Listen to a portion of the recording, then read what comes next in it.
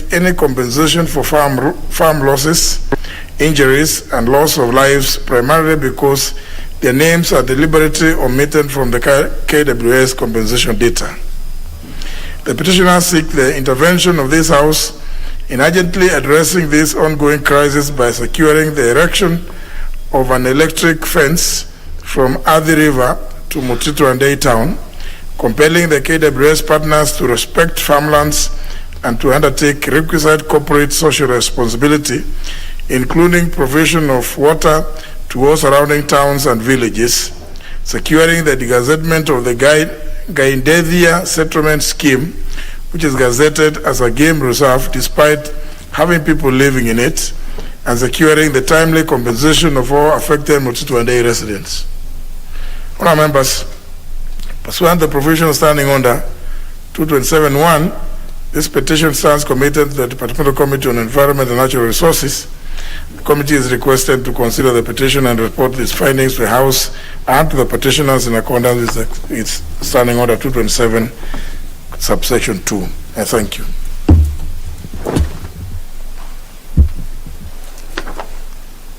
These members want to make comments limited to 2 minutes each, not debate. Member for Mavoko.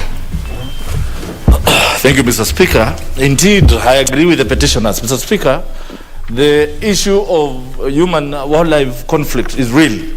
Particularly, Mr. Speaker, these grazers, the zebras, the wild beasts, the dick-dicks. Mr. Speaker, most farmers who border the national parks and reserves really suffer. And Mr. Speaker, every year, this parliament sets aside money. In fact, I remember just last week, the Honorable Pukuse woke up wanting or seeking how much money has been set aside for compensation. Mr. Speaker, indeed, it is very painful. It has cost farmers their livelihoods. Mr. Speaker, even as near as here in Mavoko, Mr. Speaker, farmers do not harvest because of those grazers. Mr. Speaker, it is high time the Kenya Wildlife Services did something to compensate these farmers, because the little, and you know, Mr. Speaker, with the climatic change, very little can be salvaged from the farms, and the little that is there, if it is damaged or destroyed by these animals, Mr. Speaker, there is nobody to compensate. It is real national concern. Particularly, you've heard all that line. That's a Kamba community, Mr. Speaker, who rely on agriculture as their main livelihood. So, Mr. Speaker, I urge the committee to make a speed a compensation for these farmers. Mr. Speaker, if one farmer kills just one zebra or even a dick-dick, they are sent to jail without recourse. So, Mr. Speaker, we must have a balance between compensation by the Kenya Wildlife Services and the farmers' benefit. Otherwise, Mr. Speaker, we want to coexist with the animals, but our farms are suffering and our people are suffering. So let the ministry compensate our farmers, Mr. Speaker. Thank you very much. You say that the Honorable Bukose woke up. You know, I thought he had only. Stood up in this house, Mr. Speaker. Stood up in this house, seeking to know how much money has been set aside. Thank you, Honorable Sankok. You're also waking up. Thank you very much, Honorable Speaker. I'm not waking up. I've been here. Honorable Speaker, human-wildlife conflict is there and it's real. And Honorable Speaker, I support the petitioners. In Kajiado, for instance, there is Amboseli, and those animals get out of Amboseli National Park and invade our farms, kill our people, kill our livestock. Yet it is the national government that charges park fees, Honorable Speaker. Honorable Speaker, recently, snake bites have been removed from compensation by KWS. Honorable Speaker, we must be very serious, because as much as we love the wild animals, for us the Maasai, we know how to live with wild animals. We have been living with them ever since we came to this planet called Earth. Honorable Speaker, we have survived with them. We know how to manage them. Honorable Speaker, but we must benefit from those animals so that we are tempted to take care of the same animals more than what the law says, Honorable Speaker. Honorable Speaker, this can only be realized if compensation is done timely. Honorable Speaker, if you kill a wild animal, you will be jailed. And if you are not jailed, you will be charged maybe a bond of 5 million, Honorable Speaker, if you are found with elephant tusk. Honorable Speaker, yet when a person is killed, he is compensated with 50,000 Kenya shillings. Do we now value wild animals more than human beings? We must be serious as a country. We must value our people. Thank you very much, Honorable Speaker. I support the petition. And also I requested the Honorable Mbadi to produce Honorable Junior dead or alive. He is here alive. So thank you very much. He has been produced. You were doubting whether he was alive. Honorable Wamalo. Thank you, Mr. Speaker, for the opportunity. Mr. Speaker, this petition, I think it's been on this floor of the House in form of a question. And it's been coming repeatedly, Mr. Speaker. So the question is, does it mean we've not had commitment maybe from the side of the executive, Mr. Speaker? I've just come from Arusha, Mr. Speaker, and I happened to visit a place called Ngororo Conservancy. And when we try to ask the issue of conflict, the conflict between wildlife and human, Mr. Speaker, you realize there's always civic education that is normally offered. And when it comes to issues of compensation, they are done timely. Maybe it's the highest time the relevant authorities should also go to Tanzania to learn and to be able to benchmark, because the level of the conflict, Mr. Speaker, has already been mitigated. You find, Mr. Speaker, that these farmers, they rely on those crops for their livelihoods. And when wildlife come and destroys, when it comes to compensation, it's not done on time, Mr. Speaker. It's really a big issue, and we request the committee in charge maybe to move with speed, because it's not coming for the first time. It's been on this floor so many times, so that the matter can be handled once and for all. Thank you, Mr. Speaker. Indeed, the issue had been raised by the Honorable Jessica Mbalu, the member. I've even record of it here. So it's a matter that it's true. But let's hear the member who was saying to have woken up, Honorable Bukos. Asante Bwana Speaker. Bwana Speaker, jambo hili ambapo wanyama ya bori wanafamia na kukula chakula ya wananchi ni jambo ambalo tumeizungumzia katika nyumba hili. Hasa mimi nimeongea kuhusu eneo langu la bunge la Endebesi, ambapo tuko na Mount Elgon National Park, na jambo ambalo limenikusa Bwana Speaker katika hii petition ni kwamba wamesema askari wanapika wananchi. Hiyo ni kweli, na kwa hivyo nataka kamati inayoongozwa na mjumbe wa Mara itakapoangalia hii maneno, tunataka kujua askari wa National Park ni kwa nini wanashambulia wananchi, kwa nini wanapika wananchi. Hiyo ni jambo ambalo ni nzito sana, kwa sababu askari hawa hata kule Endebess wamehusika kupika wananchi kule kwa National Park, na especially hata wamama wale wanaenda kurokota kuni wanapikwa na hawa askari. Kwa hivyo ni jambo ambalo linatakana kushughulikiwa, na tunataka kujua ni hatua gani ambayo wizara inaweza kuchukua kwa wale askari ambao wanapika wananchi, kwa sababu sijui kama hiyo ni kazi ya kati ya kuchunga wanyama ama ni namna gani. Kwa hivyo Bwana Speaker, nafikiri hii ni jambo ambalo tunataka ishughulikiwe vilivyo katika hiyo kamati, na kamati itakapokaa tungependa wale sisi tunaishi karibu na National Parks watuite. Asante Bwana Speaker. Member for Imenti North. Thank you, Mr. Speaker. Mr. Speaker, I want to support this petition. Mr. Speaker, 3 months back, I had brought a question which was answered by the Committee on Environment. Mr. Speaker, many a time the compensation is being approved and some of it is being thrown out for reasons which people don't understand. And Mr. Speaker, we have had for Meru County, we have got claims of over 212 million. From that, only 66 million has been paid. 124 million is pending. Over 140 million is pending bill.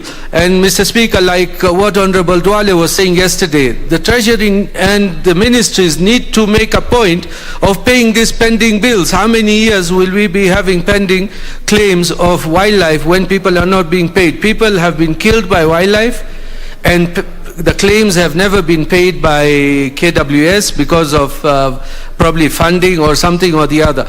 Over the past 8 or 9 years, Mr. Speaker, the only money which has been compensated is 1.7 billion, whereas the claims are for more than 5 billion.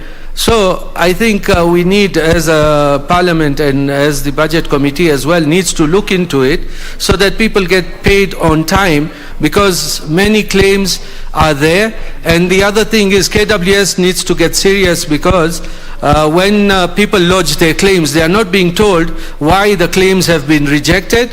We have to follow up to know if the claim, there is 1 or 2 small errors in it, and that is why the claims are rejected. So I wish to support Mr. Speaker and ask the committee to look to go into it further. Thank you, Mr. Speaker. Member for Ebuhaya. Thank you, Honorable Speaker. This is a question and a petition that has been on the floor of the House too many times, coming from both the members of Parliament representing these people around those areas, whether Kitui and environs, and now even going to the people themselves. Honorable Speaker, I would wish that possibly you empower the committee if there are any such powers. So like you did recently with the Committee of Energy, you spoke to them like they should deliver. Otherwise, this is a matter that is always spoken about here, and many a times, Honorable Speaker, I hardly speak on it because I don't come from such areas. But I notice it will become a talking shop for ourselves just to speak on it and no action is being taken. So if there are such powers, it would be very good we help these people whom are being affected by the conflict between wildlife and themselves. Thank you, Honorable Speaker. Member for Igembe Central. Thank you, Mr. Speaker, for this opportunity. Mr. Speaker, let me end my voice by saying that I supported the petition, and more so, Mr. Speaker, this is, I think we have discussed this wildlife and conflict in this House in very many ways. We have had petitions, we have been questions, and so many.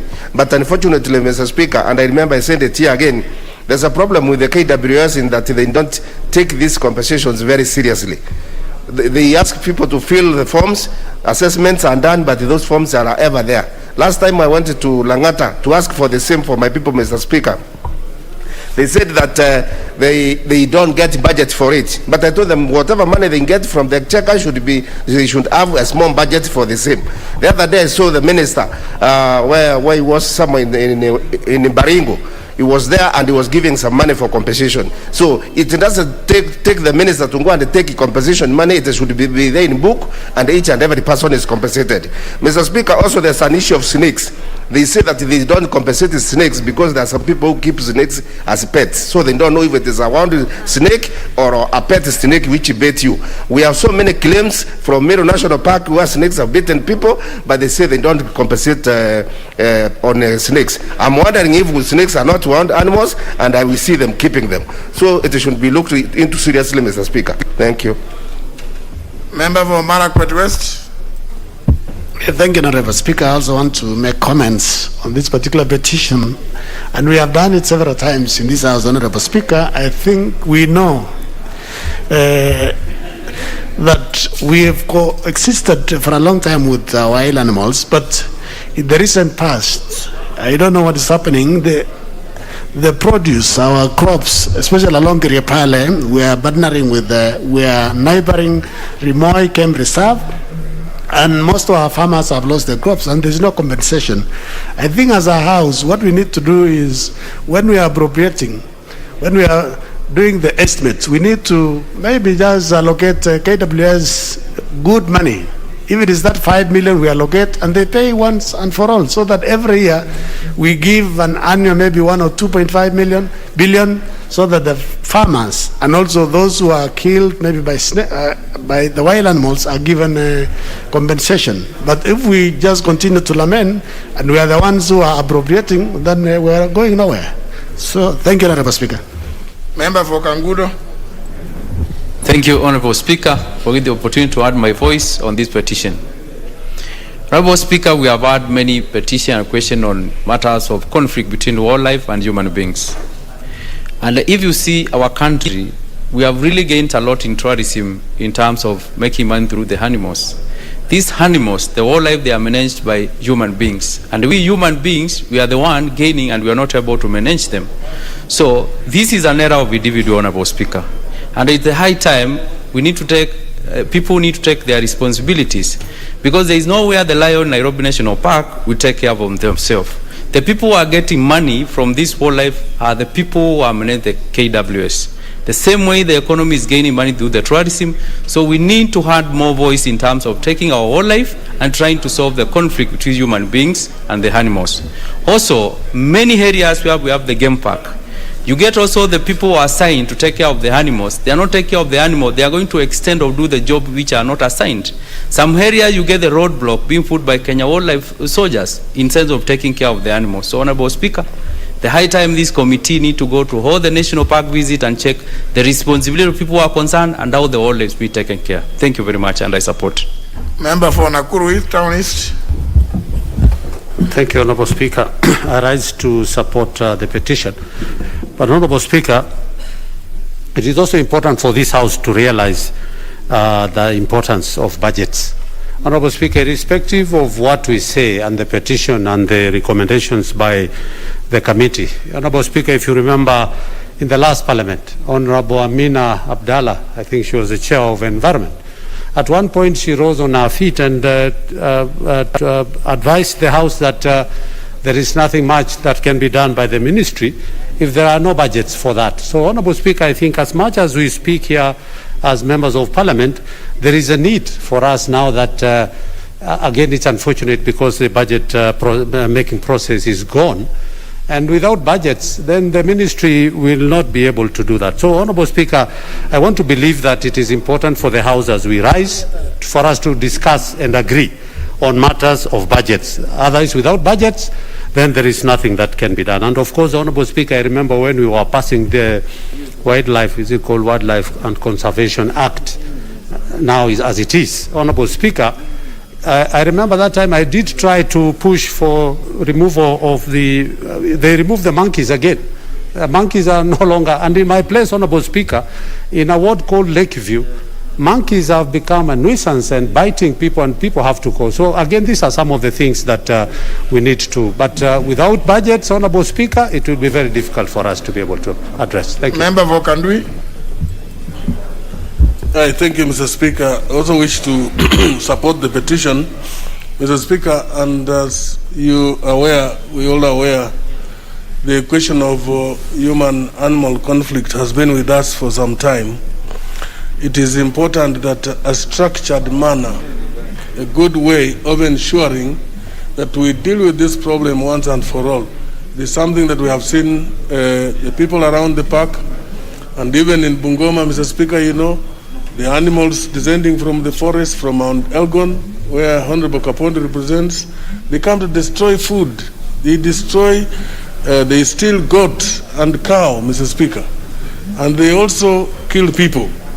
So, Mr. Speaker, the compensation that is expected has not been forthcoming.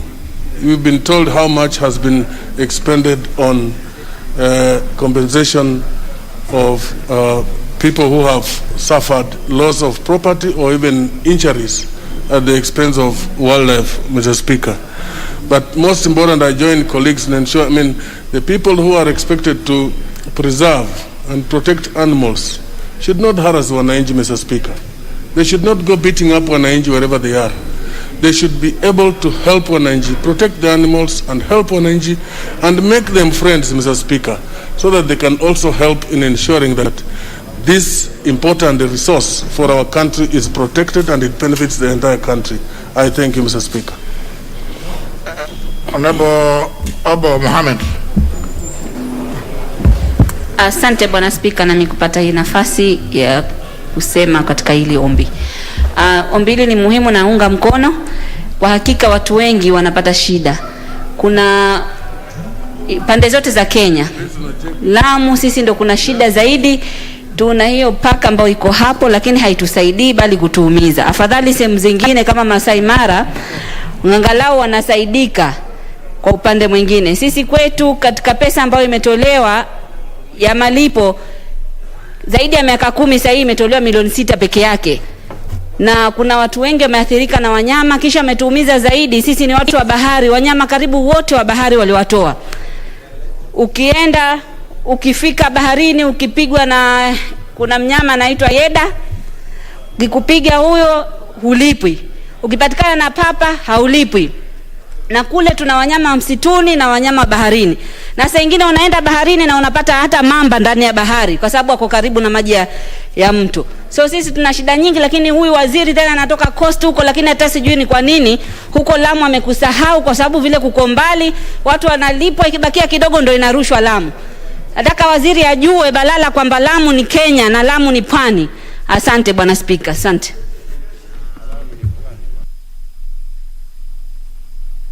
Majority, do I say that you want to maybe respond? Thank you, Mr. Speaker. I actually don't want to respond. I'm one of the complainants. I want to join to support this petition because, and I think KWS needs to come out clear. It's not just about budget. They need to come out and tell the people what they are doing. In Kibipiri, in the last 2 months, about 50 animals have been killed by hyenas. And KWS appears clueless in terms of what to do, even telling the people what they should do.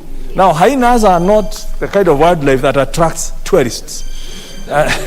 So there's something that either they're overwhelmed, and I think it's as a house, we need also to let members say,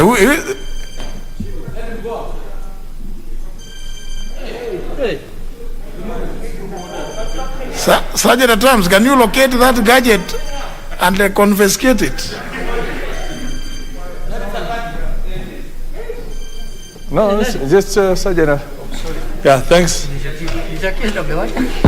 No, throw it away.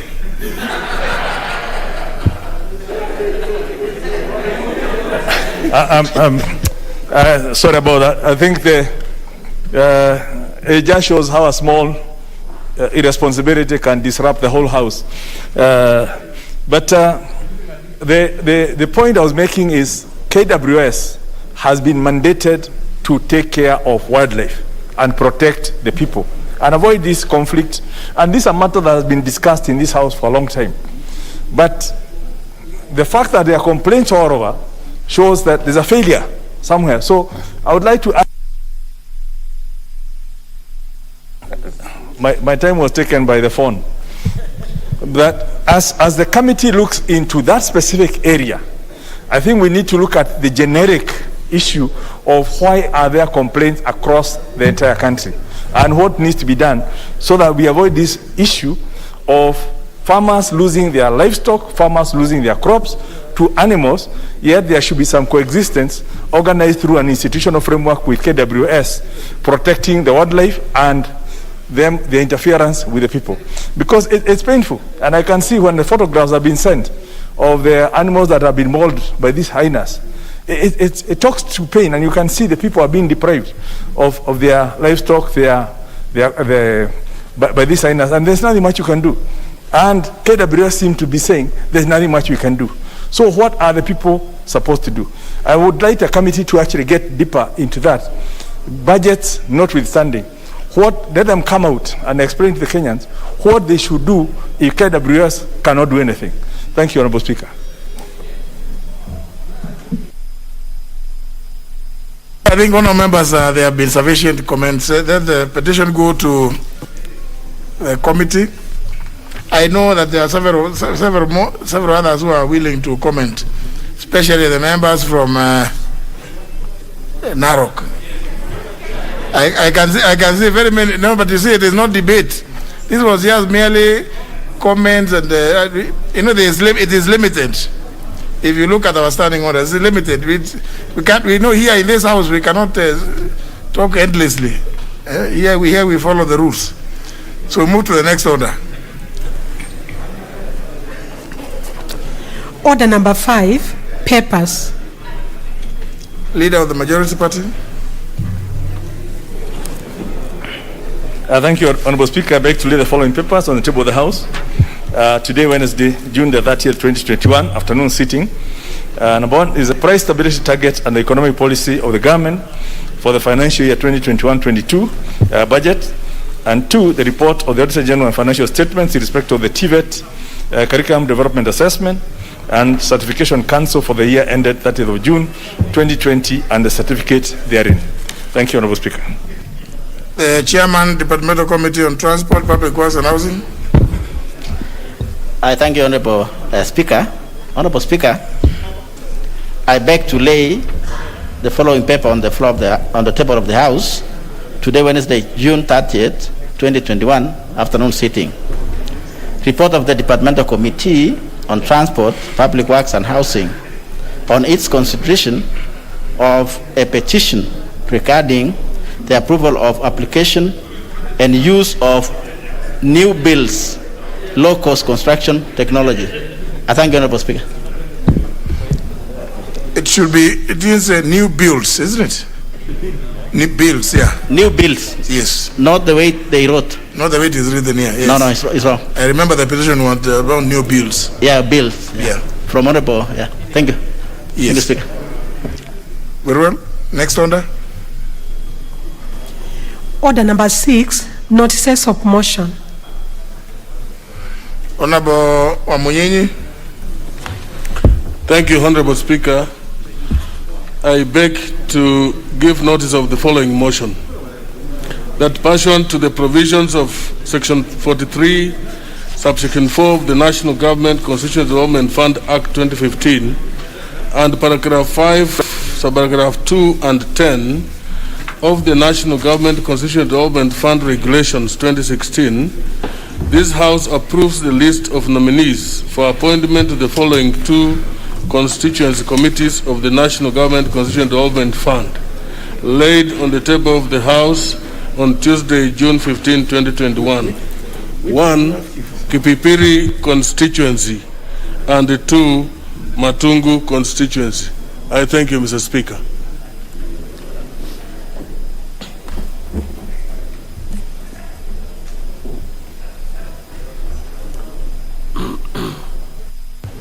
Very well.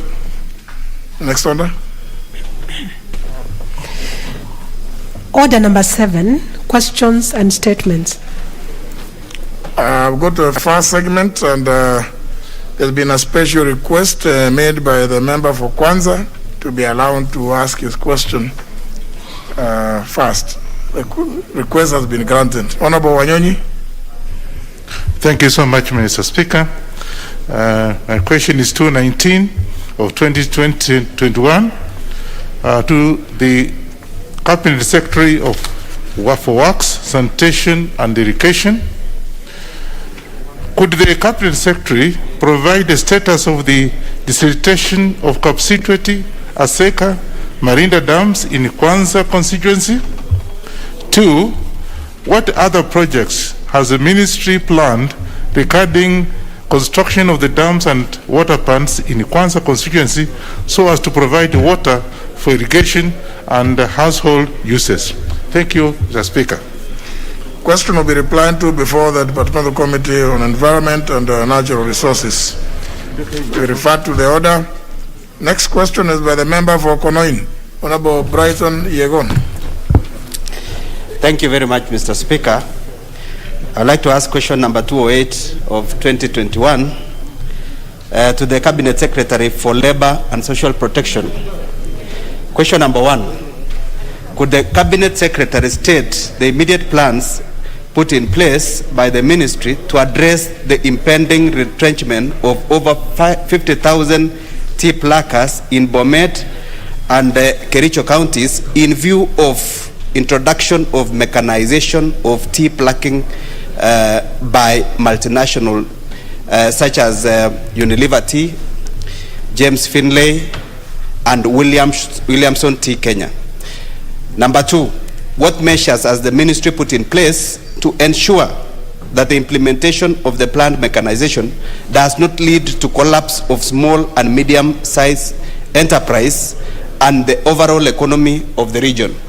Question number 3, what steps has the ministry taken to safeguard the production of high-quality tea in the region, considering that the hand-plucked tea is of superior quality and fetches higher prices as compared to mechanically plucked product, which is said to be of low quality?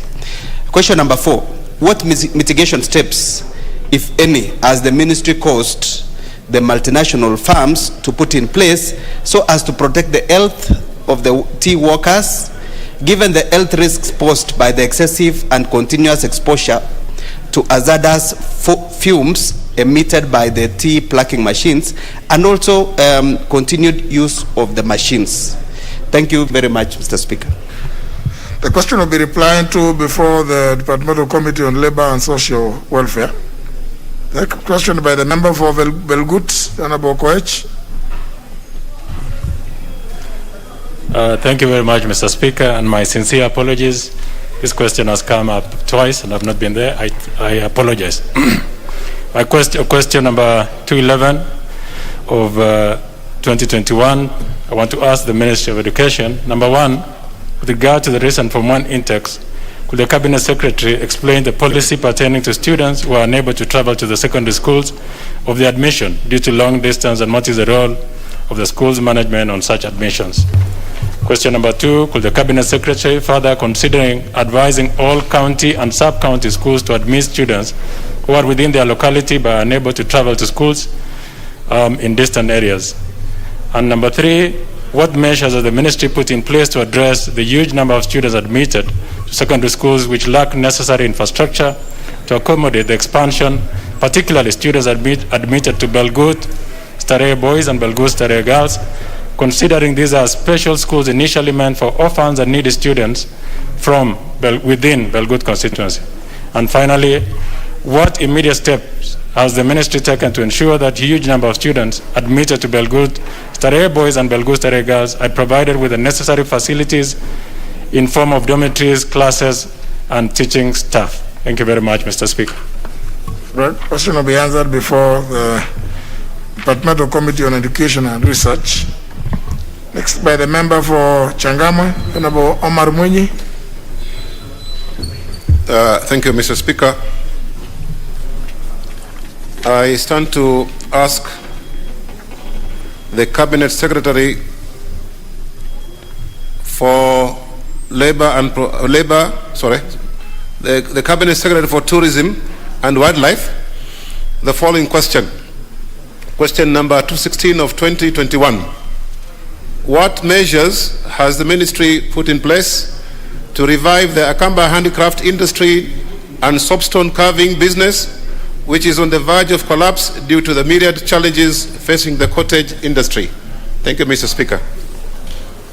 The question will be replied before the Departmental Committee on Sports, Culture and Tourism.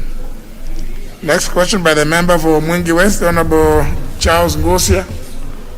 Thank you, Mr. Speaker, for the opportunity. I want to ask question 217 of 2021 to Cabinet Secretary for Labor and Protection. Question number 1. Could the Cabinet Secretary explain why the Elderly Persons Cash Transfer Program database record has not been updated since 2017 in the Mwingi West constituency? Number 2. What steps is the ministry taking to rectify errors, update databases, and synchronize all the data following the migration from the manual exercise to the new bank card-based payment, including reinstatement of more than 176 beneficiaries who were left out during the 2018 migration? Question number 3. Could the Cabinet Secretary state the amount of funds allocated to the said program with respect to Mwingi West constituency during the financial years 2016, 2017, 2017, 2018, 2018, 2019, 2019, 2020, and 2020, 2021, and explain how the funds were utilized? Thank you very much, Mr. Speaker. The question will be replied to before the Departmental Committee on Labor and Social Welfare. Last question by the member for Rabai, Honorable Kamoti Momkale. Thank you, Mr. Speaker. I rise to ask question number 218 of 2021. My question is directed to the Cabinet Secretary for Water, Sanitation and Irrigation. 1. What is the status of construction of Mzima 2 water supply project, and when is it expected to be completed, considering the dire need of water supply in Rabai constituents and the surrounding areas? 2. Could the Cabinet Secretary also explain whether there are any plans to expand the capacity of the old Mzima water supply project in Rabai constituents, which was constructed before independence and can barely support the current population? Lastly, could the Cabinet Secretary also explain the status of completion of Mwache Dam in Kwale County, which is expected to serve the residents of Kwale, Mombasa, and Kilifi counties? Thank you, Mr. Speaker. Question will be replied to before the Departmental Committee on Environment and Natural Resources. The members will move to the next segment of that order. Request for statement. We start with the request by the Honorable Geoffrey Osotsi.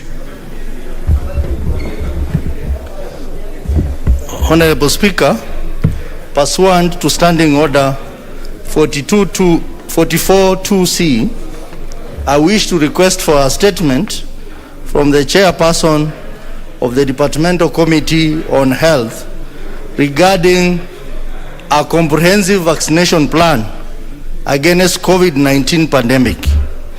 Honorable Speaker, COVID-19 pandemic continues to cause significant negative impact to the Kenyan economy that has led to massive job losses, unemployment, poverty, collapse of businesses, and loss of lives, particularly in Western Kenya, where we have an average of 5 funerals in a village per week. This has raised concerns about the containment measures, as well as the efficiency and accuracy of the testing kits in light of new COVID-19 variant. Kenya has received about 1.02 million doses of the AstraZeneca Oxford COVID-19 vaccine through the COVAX program that mainly targeted health workers, older people, and individuals with underlying health conditions, representing approximately 3% of the population. However, Mr. Speaker, the number of vaccines received are far below the targeted population. Globally, vaccination is now the most strategic measure to contain and manage the spread of the virus. Honorable Speaker, the first vaccination phase was not done systematically to cover the categories that are vulnerable, thus exposing them to further danger. Honorable Speaker, it is against this background that I seek a statement from the Chairperson of the Departmental Committee on Health on the following. 1. Could the Chairperson explain the status of COVID-19 vaccination in the country, indicating the number of Kenyans vaccinated per county, and to what extent are county governments involved in the vaccination program? 2. Could the Chairperson explain the measures put in place to ensure efficiency and accuracy of the testing kits in light of the new COVID-19 variants? 3. Could the Chairperson provide the death rates since the outbreak of COVID-19, and whether the government is aware of increasing cases of death and burials in the rural areas related to COVID-19 symptoms? 4. Could the chairperson explain the cost-benefit analysis of the containment measures towards the economy? 5. Could the chairperson provide timelines set by the government in order to achieve a target of 100% vaccination? And lastly, what diplomatic strategies has the government deployed to source for more vaccines from its allies or partners? I thank you, Honorable Speaker. Is the Chair, Committee of Health present? The Vice Chair? Your request will be channeled through the Office of the Leader Majority.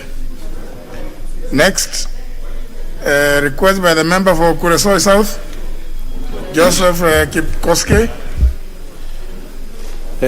Honorable Speaker, pursuant to Standing Order 44.2c, I rise to request for a statement from the chairperson of the Departmental Committee on Lands regarding caveat imposed on title deeds of former settlements within the Mau Complex, Kuresoi South constituency.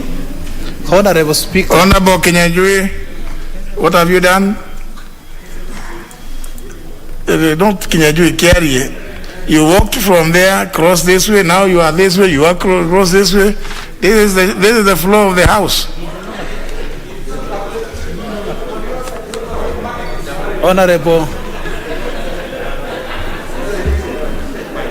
Proceed, Honorable Kipkoski. Honorable Speaker, in 2003, the government imposed a caveat on the title deeds of former settlements within the Mau Complex, affecting residents with valid land documents.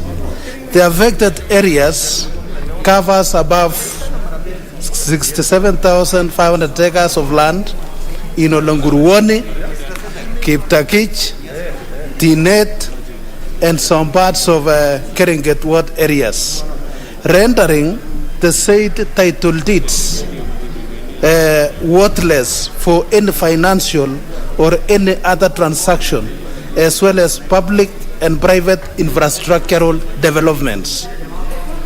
This has adversely affected the socio-economic and physical developments in the region, particularly those who depend on loans from financial institutions to grow and develop agribusiness.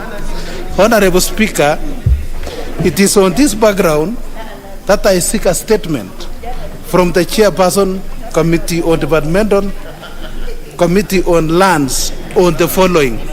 Number 1, could the Chairperson explain circumstances that led to imposing of a caveat title deeds for over 65,000 acres of land in Olonguruwoni, Kiptakich, Tinet, and some parts of Keringet ward areas in Kuresoi South constituency?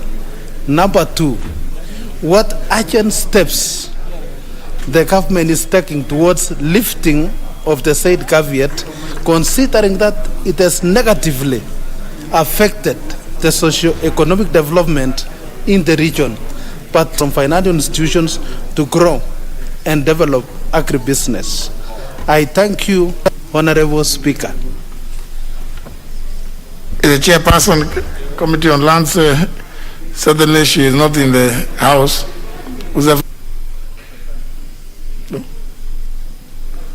The Vice Chair Lands? Oh, Hatib Washatani.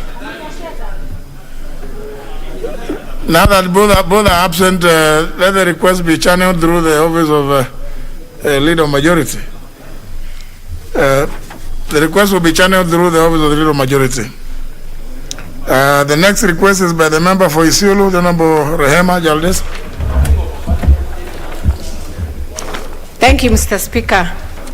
Mr. Speaker, I rise to read a statement. To read? To request, sorry. Oh. Request for a statement on resurgence of banditry attack and killing in Isiolo County.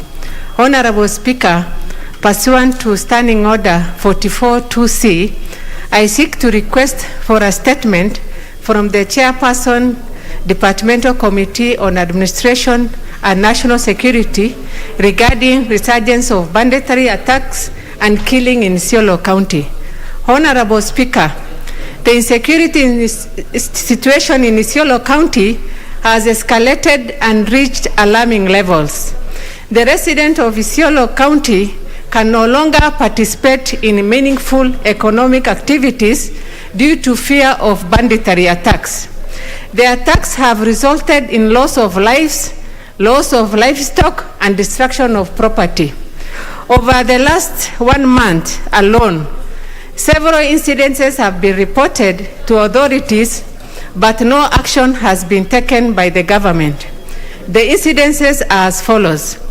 On the 1st of June 2021, a raid took place at an area called Gafarsa, where 500 goats belonging to one Sugo Muhammad was stolen.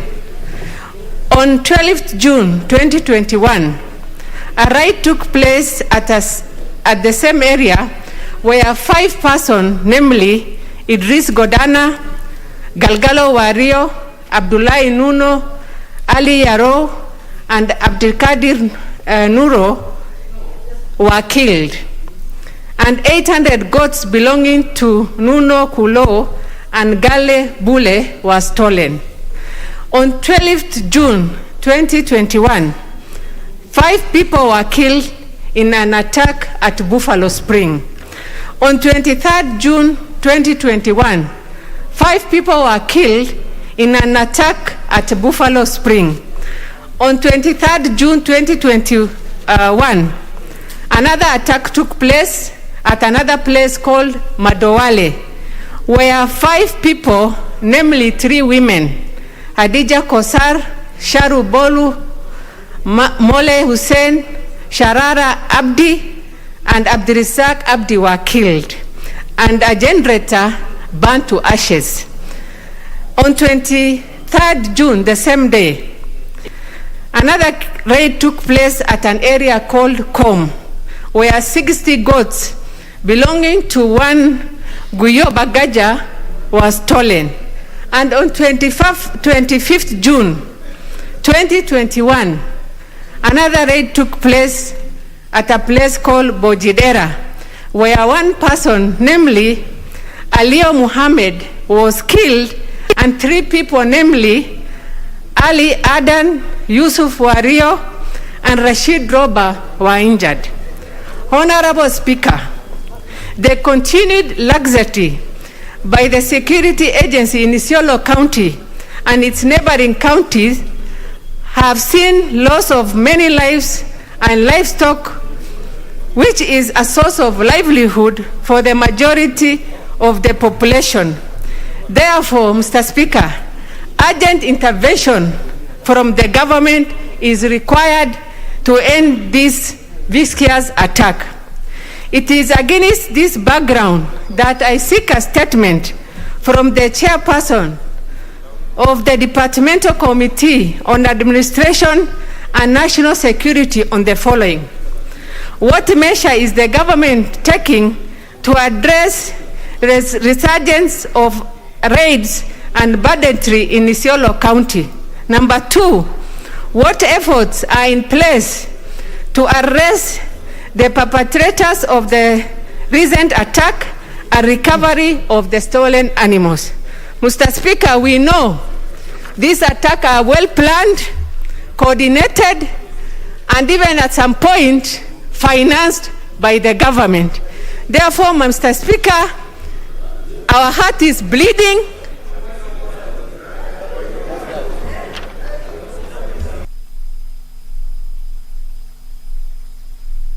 What's the point of order, Honorable Kaluma? Speaker, the majority whip was consulting you, and I know this might have not come to your attention. But Mr. Speaker, the Honorable Member has mentioned that they attacks the subject matter of the petition out of the statement, request for statement, are being organized and funded by the government. And she is asking this question of the government: could such details be given if they exist?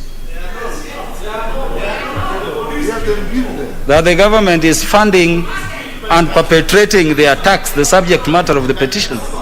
So the response will be that the government is not.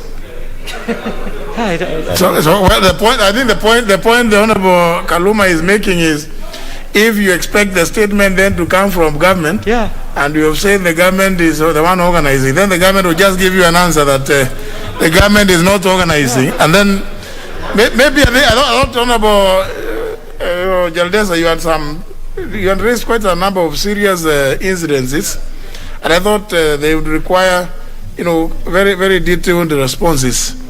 But sometimes we also are the authors of our own misfortunes occasionally, maybe inadvertently. Did you finish your request, or you stopped at where the government? You already knew the answer that the government is the one that is funding. In which case, then there is no need of making the request. Mr. Speaker. Yes. I did not blame the entire government, but I said there is one well-known person who is behind organization, mobilization, and funding of the killing of my people. That is what I want the government to investigate. When they do that, they will know. Otherwise, Mr. Speaker, there is no way in a span of about 5 days, the county of Isiolo will lose more than 15 people. It doesn't make sense. So I want the government, through the chair, to investigate, and if possible, Mr. Speaker, I would like to be present on the day when this question will be responded to, so that I can ask the leading question. Thank you, Mr. Speaker. No, don't ask a leading question. It will be... Sorry, further question, Mr. Speaker. Yes, Mr. Speaker, I'm very emotional. I appreciate because this killing, Mr. Speaker, happens even to women, to people I know, Mr. Speaker, who are innocent. Honorable Jaldesa, you have a point, you have a reason to be emotional. Yes. But some of these long phrases, leading questions, misleading, and supplementary, they sometimes can become, they can put us into some trouble. But I think it is not, Honorable Jaldesa, you have sought a request for a statement. They have not an answer unless your request is such that you would want the cabinet secretary responsible for administration and national security to appear before the committee and not give the chairman a written response. Honorable Jaldesa, perhaps you could. Mr. Speaker, sir, in the interest of the number of people involved, I will really appreciate your kind intervention if the CS could appear before the committee, so that I can also get an opportunity to sit through and listen, and whether, if possible, to even substantiate some of the things, Mr. Speaker, I said. Because remember, I said this is a well-coordinated, planned, organized. Probably. Okay, let me help you. We will, because it touches on loss of human life, and I think that in itself is a serious matter. Because the statement you sought was understanding under number 44(2)(c), I think we should convert this into a question, understanding order number 42. So that indeed I think because of the details you've given, I think this should be converted into a question, so that the cabinet secretary appears to respond and you be notified of the day and time, so that then you can shoot those supplementary questions.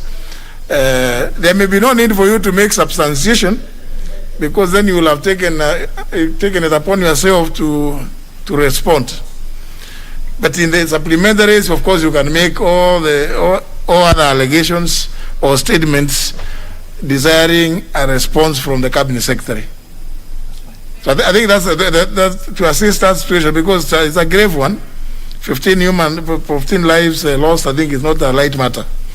So let that request for statement be converted into a question. Honorable Mwadi, that is converted into a question for which the Cabinet Secretary should appear and respond, so that I think the matter can be better interrogated. Because you are going to get you may get an answer, written answer, and there will be so many supplementaries that here on the floor of the House it may not be possible to respond. Honorable Mwadi. Thank you, Honorable Speaker.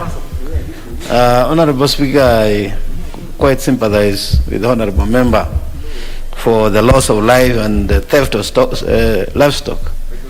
But at the same time, I want a direction from you, Honorable Speaker, whether the statement that has been sought now stands as a question, or she needs to refresh that in terms of the various questions that she needs addressed, so that then, and you have rightly said, the CS will appear before the committee and she will have time to give details.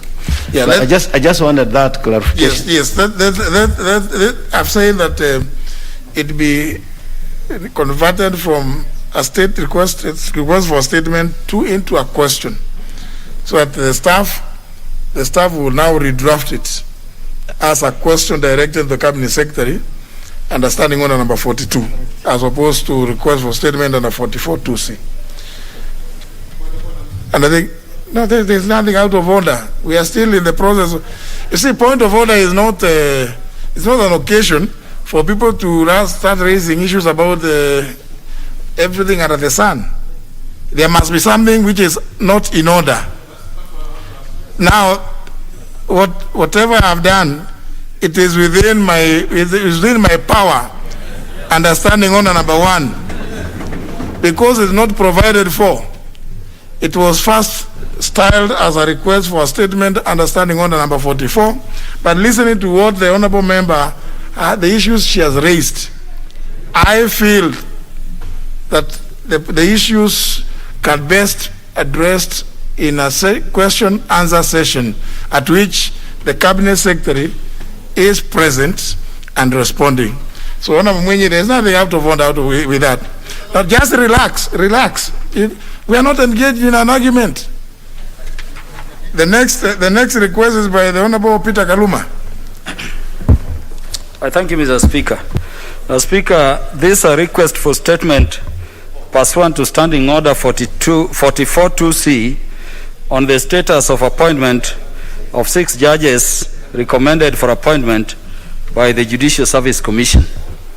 Honorable Speaker, pursuant to Standing Order 44(2)(c), I wish to request for a statement from the Leader of Majority regarding the status of appointment of the following persons to the judiciary: Justice Weldon Korir, Justice Agre Muchelule, Justice Joel Ngugi, Justice George Odunga, Mrs. Judith Omange, and Mr. Evans Makori, who are recommended. Is that your request is directed at somebody I can see who may not be. Yes, and it's very critical. Leader of Majority, the request is directed at you, and I can see the member from whom you assist is. Mr. Speaker, for his sake, I will repeat. Yes. Honorable Speaker, pursuant to Standing Order 44(2)(c), I wish to request for a statement from the Leader of Majority regarding the status of appointment of the Justices Weldon Korir, Justice Agre Muchelule, Justice Joel Ngugi, Justice George Odunga, Mrs. Judith Omange, and Mr. Evans Makori, who are recommended to be appointed to the Court of Appeal under the Superior Courts. Honorable Speaker, Article 172 of the Constitution provides for the functions of the Judicial Service Commission, the principle of which is to recommend to the President persons to be appointed as judges. Article 166, sub-article 1B, obligates the President to appoint judges of the Superior Courts in accordance with the recommendations of the Judicial Service Commission. Honorable Speaker, on 3rd June 2021, His Excellency the President of the Republic of Kenya appointed 34 judges out of the 40 judges recommended to him for appointment by the Judicial Service Commission. Honorable Speaker, it is noted that 6 persons who were not appointed by the President, including Justice Weldon Korir, Justice Aggrey Muchelule, Justice Joel Ngugi, Justice George Odunga, Mrs. Judith Omange, and Mr. Evans Makori, for no stated reasons. While risking judicial independence and the rule of law, this omission is hurting the career of the affected persons while undermining the administration of justice by the courts in which some of them serve. Honorable Speaker, it is against this background that I seek a statement from the Leader of Majority on the following. 1. Reasons for the failure by His Excellency the President to appoint the 6 persons recommended by the Judicial Service Commission for appointment as judges to the Court of Appeal and the other superior courts. And 2, action being taken by the government to ensure that the appointment of the said 6 persons, to serve as judges in the Court of Appeal and the other superior courts in accordance with the Constitution. I thank you, Honorable Speaker. Leader of Majority, the request is directed at you. I don't know how soon you want to.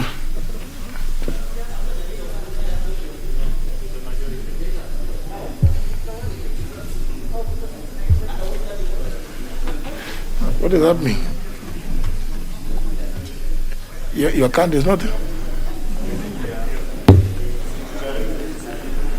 Thank you, Honorable Speaker. I have listened to Honorable Kaluma, and I will make the necessary consultations and bring the statement within the next 2 weeks.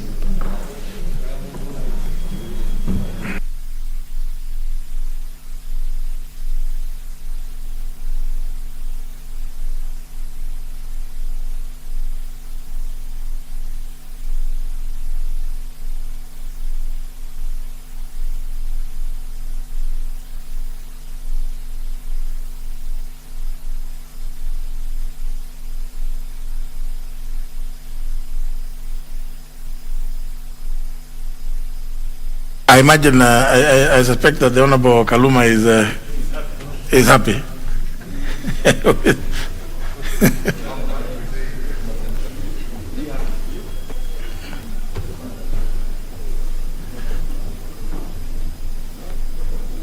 It's a small challenge here.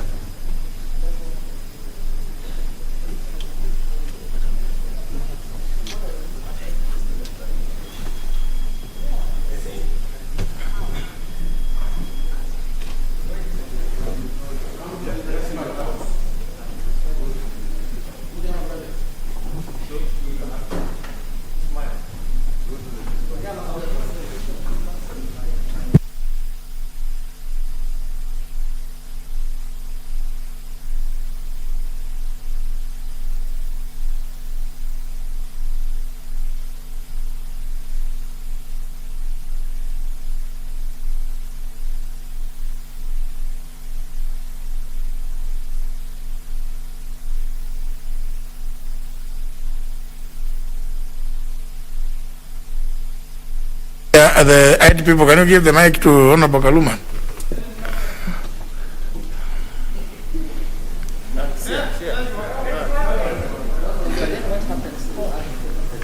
Thank you, Speaker. Speaker, this is a very serious matter. I would have wished for a shorter time than 2 weeks. Speaker, some of us still go to the courts. And the administration of justice, particularly in those courts being presided over by persons who are sitting as judges within this group, is so badly affected. Honorable Speaker, just a short while ago, I was before one of these judges, and a person not wanting to proceed just shot up and said, I want you to recuse yourself. No ground, the president did not appoint you. It gets that embarrassing. It is unjustly delaying the due administration of justice. Because of the consultations involved and the level where they will be undertaken, I will accept 2 weeks. But, Honorable Speaker, it should be noted that this request is going to what the government is doing, not just the executive. So that I expect a response, even bringing together what, even as an institution, as Parliament, we can do to mediate over that matter. It is something affecting the rule of law and the administration of justice very adversely. I will go by the 2 weeks, but I'm happy the majority leader takes seriously the seriousness and the weight of the matter. But of course, there could be res sub judice appearing in that matter, I suspect, if we all live in this country. We will see when it comes there. But I suspect that because since we all live here, since we all live in this country, that even as they sort out the technical hitches, the next one is a statement which was sought by the member for Dagoretti South regarding status of the 100 stimulus package allocated. Is it 100? But the way the staff write these things, I don't know. Can we get the staff who are writing these things? If they want me to read, they don't write this. I will have them sacked. They can't write something like this to me, for me. The status of the 100 stimulus. What is that? Even whoever approved this to come to for me. What is 100 stimulus? I mean, these people in DLP. How can they write this?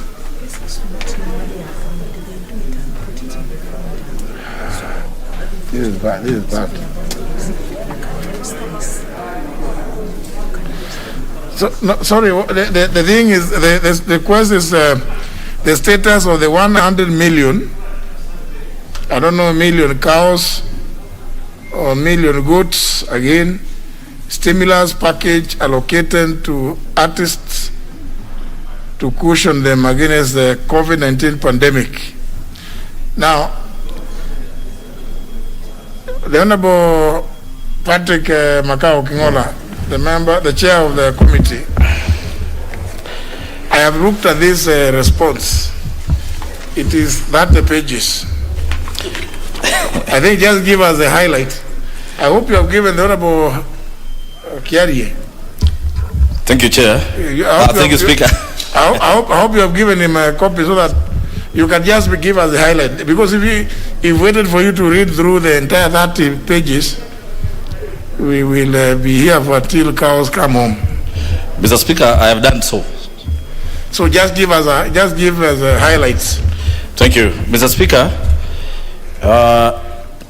On the 9th June 2021, pursuant to Standing Order 442C, the member for Dagoretti South constituency, the Honorable John Kiarie, alias KJ, sought for a statement from the chairperson of the Department Committee on Sports, Culture and Tourism regarding the status of the Kenya shillings 100 million stimulus package allocated to cushion artists and musicians during the COVID-19 pandemic period. Honorable Speaker, in particular, the member sought to be informed of the following. 1, list of all artists, actors, and musicians who benefited from the Kenya shillings 100 million stimulus package. Number 2, the criteria used to shortlist the participating artists. Number 3, detailed breakdown on how the stimulus package was utilized, disbursed, indicating the amount paid to each artist and other contracting agencies or individuals. Mr. Speaker, number 4, establish whether the fund achieved the intended purpose of supporting the artists whose trade were adversely affected in the pandemic. Mr. Speaker, I wish to respond as follows. That regards to question 1 and 3, I hereby table the list of the artists, actors, and the musicians who benefited from the Kenya Shillings 100 million stimulus, and the detailed breakdown is requested in item 3, that is in annexure 3. And indeed, Mr. Speaker, I need to indicate that the member has been furnished with copies of the same. Mr. Speaker, I wish to notify the House that yes, this 100 million was disbursed. And Mr. Speaker, this is how, because you've asked me to highlight, this money was given in different state departments. Number 1, the State Department of Culture was allocated 18,780,000. The Permanent Presidential Music Commission was given 32,950,000. Kenya Film Commission was given 8,500,000. The National Museums of Kenya was given 21,400,000. Kenya Cultural Center, Mr. Speaker, was given 18,120,000. And then at the headquarters, a balance of 50,000 remained. In total, 100 million shillings was disbursed. Mr. Speaker, the honorable member wanted to know the criteria used. And Mr. Speaker, I'll go very fast. And first, Mr. Speaker, it's important for members to know that there was a culture TV which was introduced to reach all the artists. There was also webinars which were established. Mr. Speaker, there were all hashtags of all sorts that were given out by the ministry to make sure that every Kenyan got the information.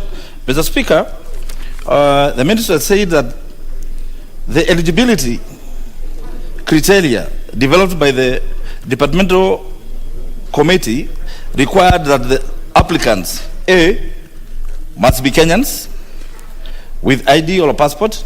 Number 2, each artist must have submitted their profile with proof of artistic endeavor in the last 6 months. Mr. Speaker, also, they must have been a beneficiary of any other funding released by the government to fight the COVID-19 pandemic.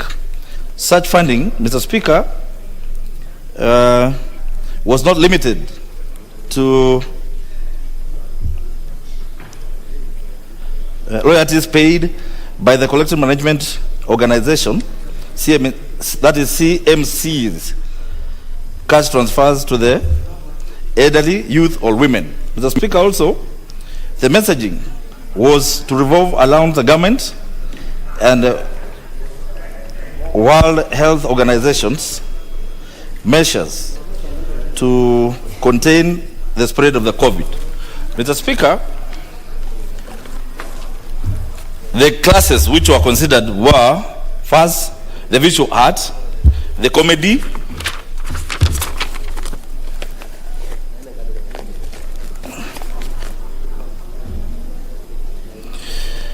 and all other artists that are applied.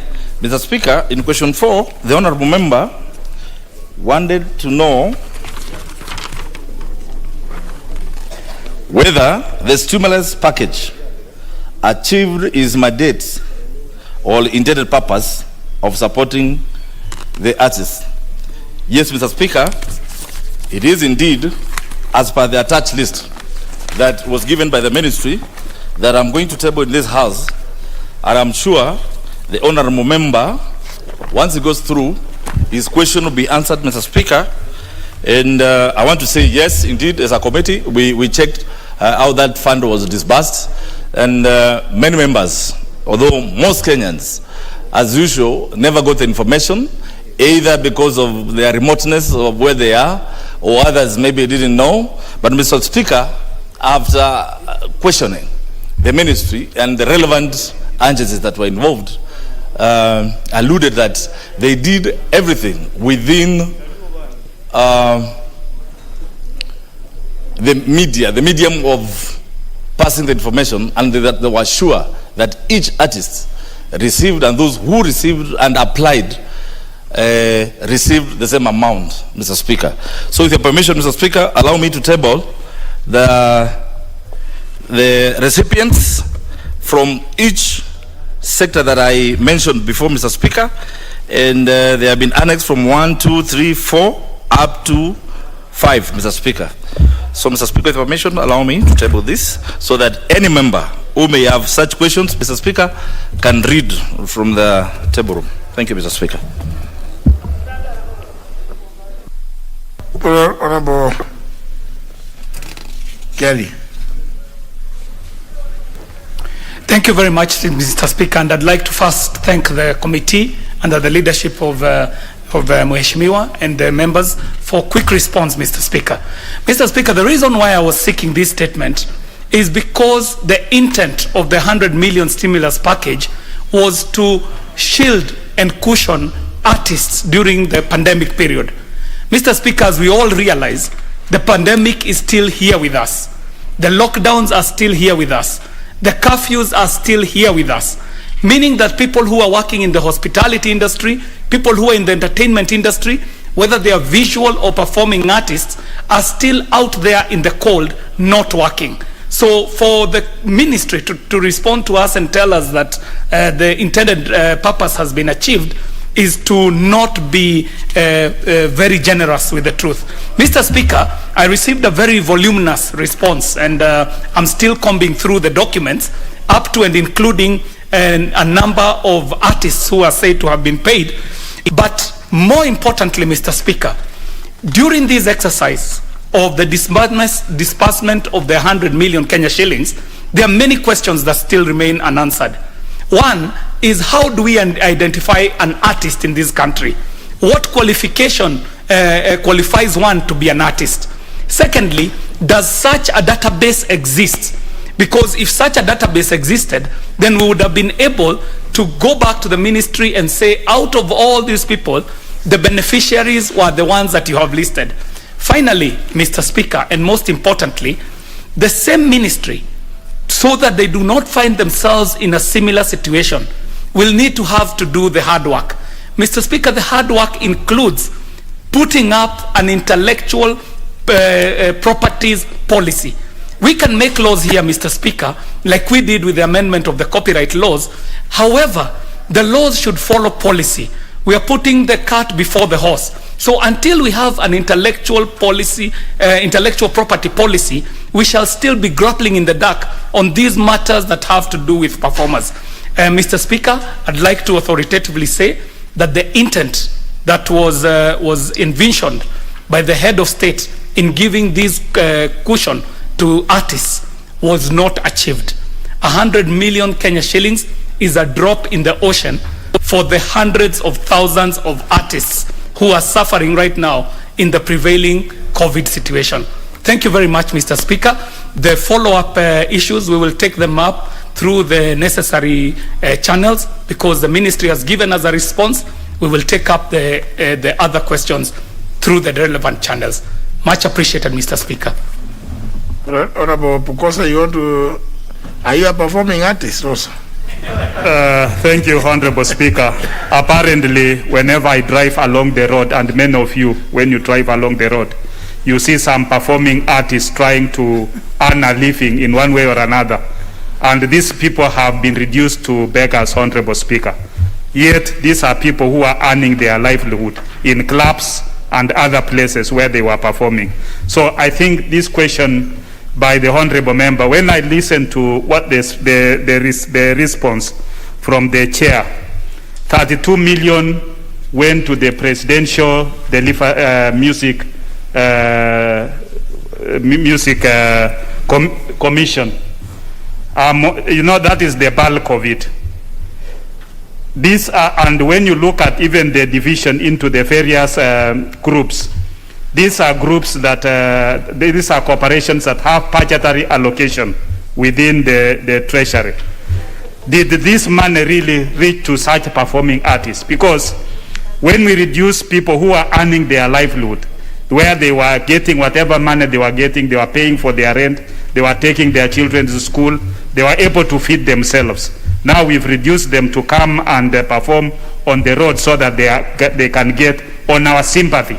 I think, Honorable Speaker, it is something that touches all of us as Kenyans and as human beings, that we think the President should still do something that can be able to reach to these people. That is my prayer, Honorable Speaker. Why are you raising up your hand or finger, Honorable Shamala? Thank you, Honorable Speaker. I don't have a mic. I gave you a mic.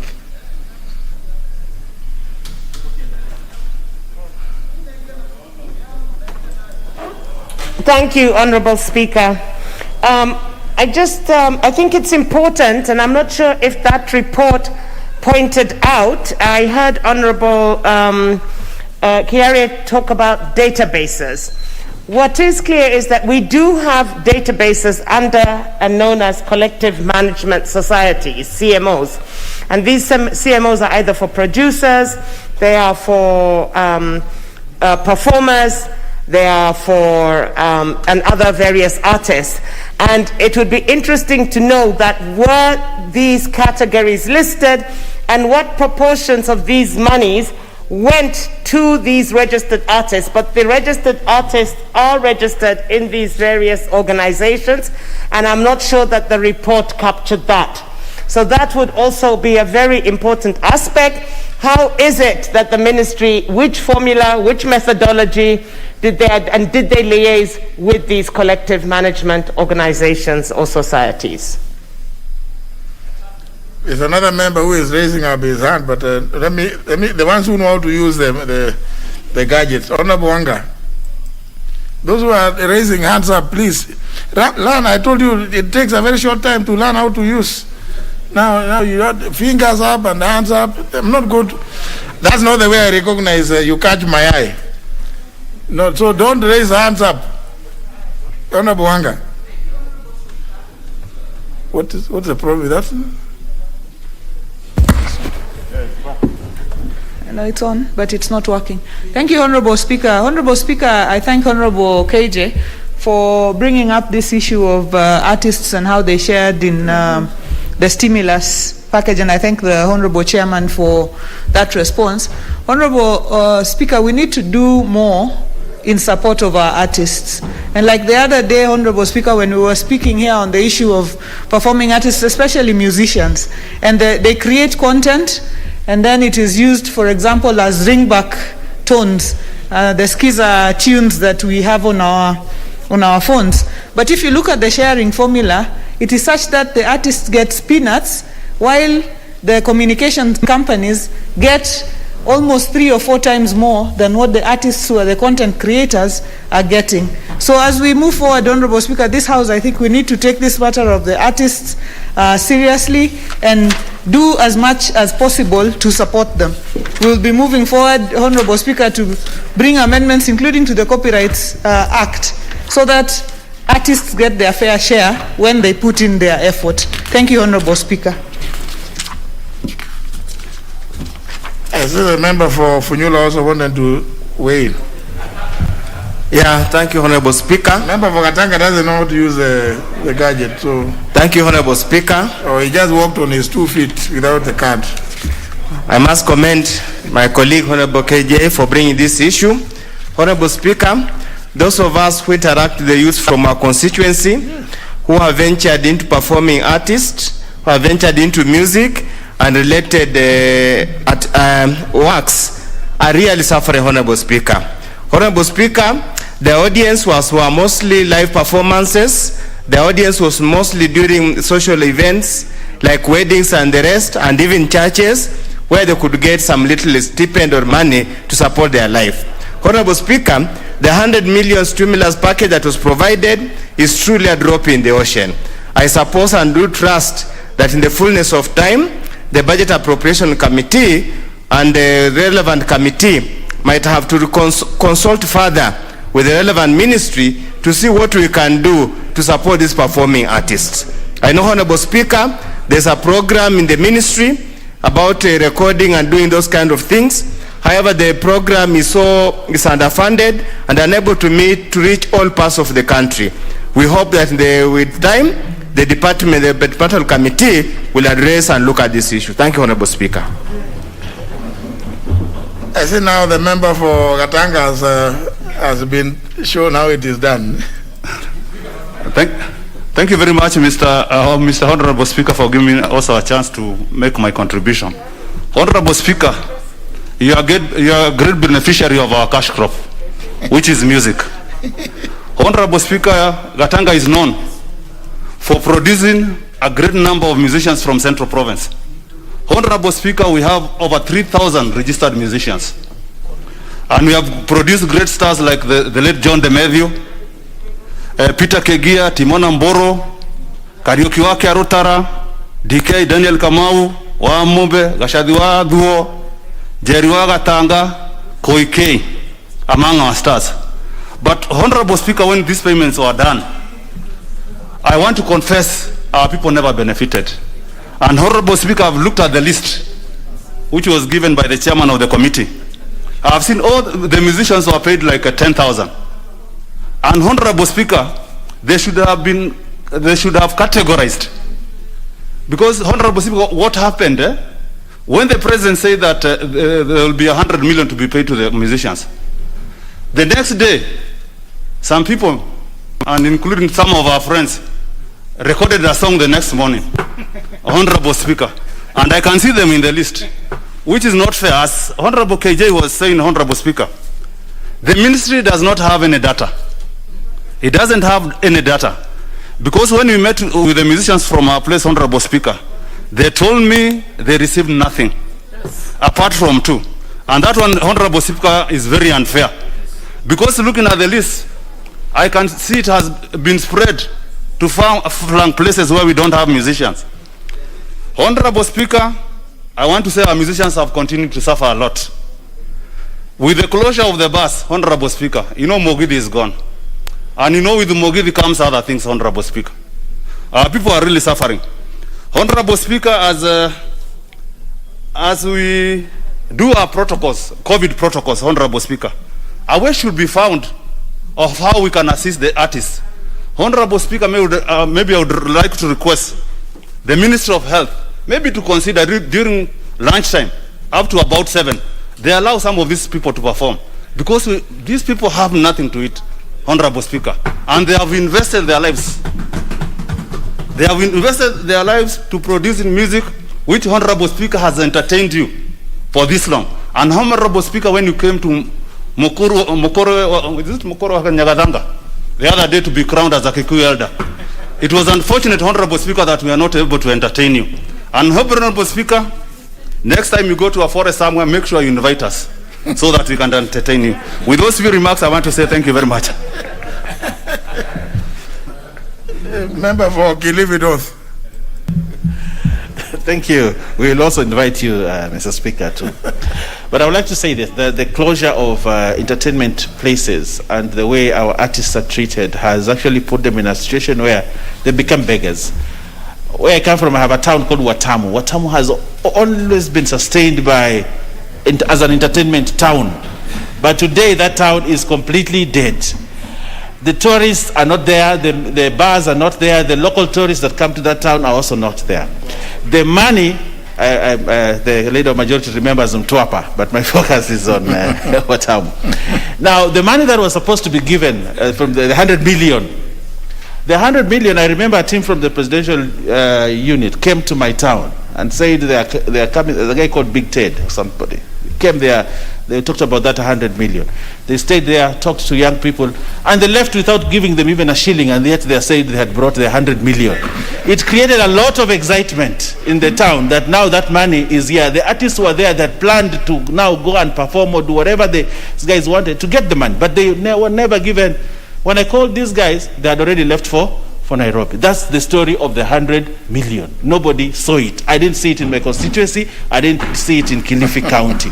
So, Mr. Speaker, as we try to look at these COVID protocols, I think Minister of Health, and I actually thought the President would yesterday open some of these counties that have not been affected by this thing drastically. Town of Malindi and Watamu are dead completely, and people have no job, they have nothing to eat just because of these COVID protocols. But I also want to ask the President, give us some more money. This time, pass it through CDF, we will give it to the people. I thank you, Mr. Speaker. I thought you had just been debating the budget. Yes, the other day. I thought that's the time you should have, because a lot of these organizations through which these funds were channeled are organizations that receive no more budgetary allocations.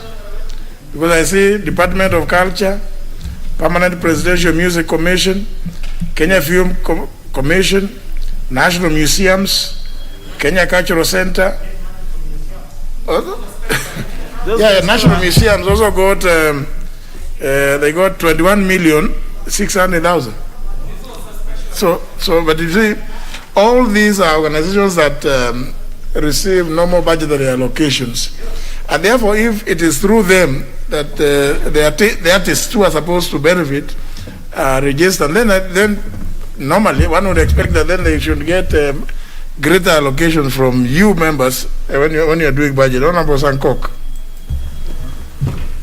Honorable Speaker, you have almost stolen words from my mouth, because you see, as you can see, I'm actually holding that list, because I was shocked.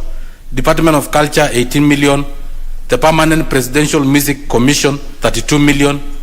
Kenya Film Commission, 8 million. So you can imagine all this money going to government again. You cannot give with this hand, take with the other hand. What does it mean? It did not go to the real artist. And I thank KJ, because having been a member of the ridiculous team, he understands what these people go through. Honorable Speaker, they are artists with disabilities who perform. So there is a guy with disability with one leg who play football. Honorable Speaker, he does not even have arms. But because we no longer have entertainment zones, we no longer go to weddings, we no longer go to all those social places. Yes? Honorable Speaker, no. You know, Honorable Speaker, protect me from Dr. Pukose. Dr. Pukose, Honorable Speaker, is becoming a prefect in this house. And I don't need a prefect in this house. No arms, one leg and leg. Yes.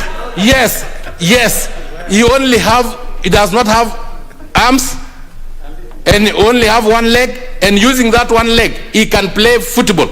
I'll give you the name of the guy, and Honorable Speaker, allow me to bring him here so that he can play football here, right, using his leg, Honorable Speaker, and even draw you, because now you are a popular figure in Kenya, so you will draw your image using that one single leg, Honorable Speaker. That is an artist, and they are now forced artists to play to perform in our streets.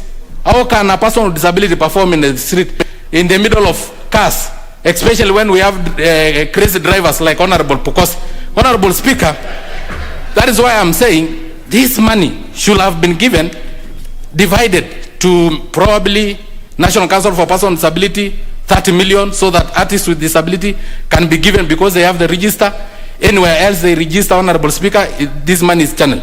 Lastly, Honorable Speaker, 100 million, divide by 290 constituencies. You realize that is really peanuts. So we request our President, at least 500 million, it will not be enough, but it will be something that we can pride ourselves in. Channeled through elected members of parliament, they know the artists, they can give to the artists. Lastly, what was the administration cost? Honorable Mbaya have just said that they visited Watamu. Did they go to Watamu and to enjoy the money that was supposed to go to the artists? Because they did not give anybody. What was the allocation of their administrative cost? We need to know. because this money was just spent by those government officers. And we need to really adhere to the World Bank instruction that administrative cost of any fund should be below 15%. Because this one, they use almost all the money in administration. So thank you very much, Honorable Speaker. I really support, and I think it is high time we support our artists. Honourable members, now, you know, this is not business. Let's not take too much time. Honourable Atandi, 1 minute. Thank you, Honourable Speaker. Honourable Speaker, I just wanted to say that the government does not understand how some of these artists ply their trade. Because if they did, then they would not be allocating a mere 100 million to address as a stopgap measure towards mitigating COVID effects on artists. Honourable Speaker, as an example, where I come from, if you look at the way our artists operate, they are a team. You know, you find a band has more than 50 people. And artists are known.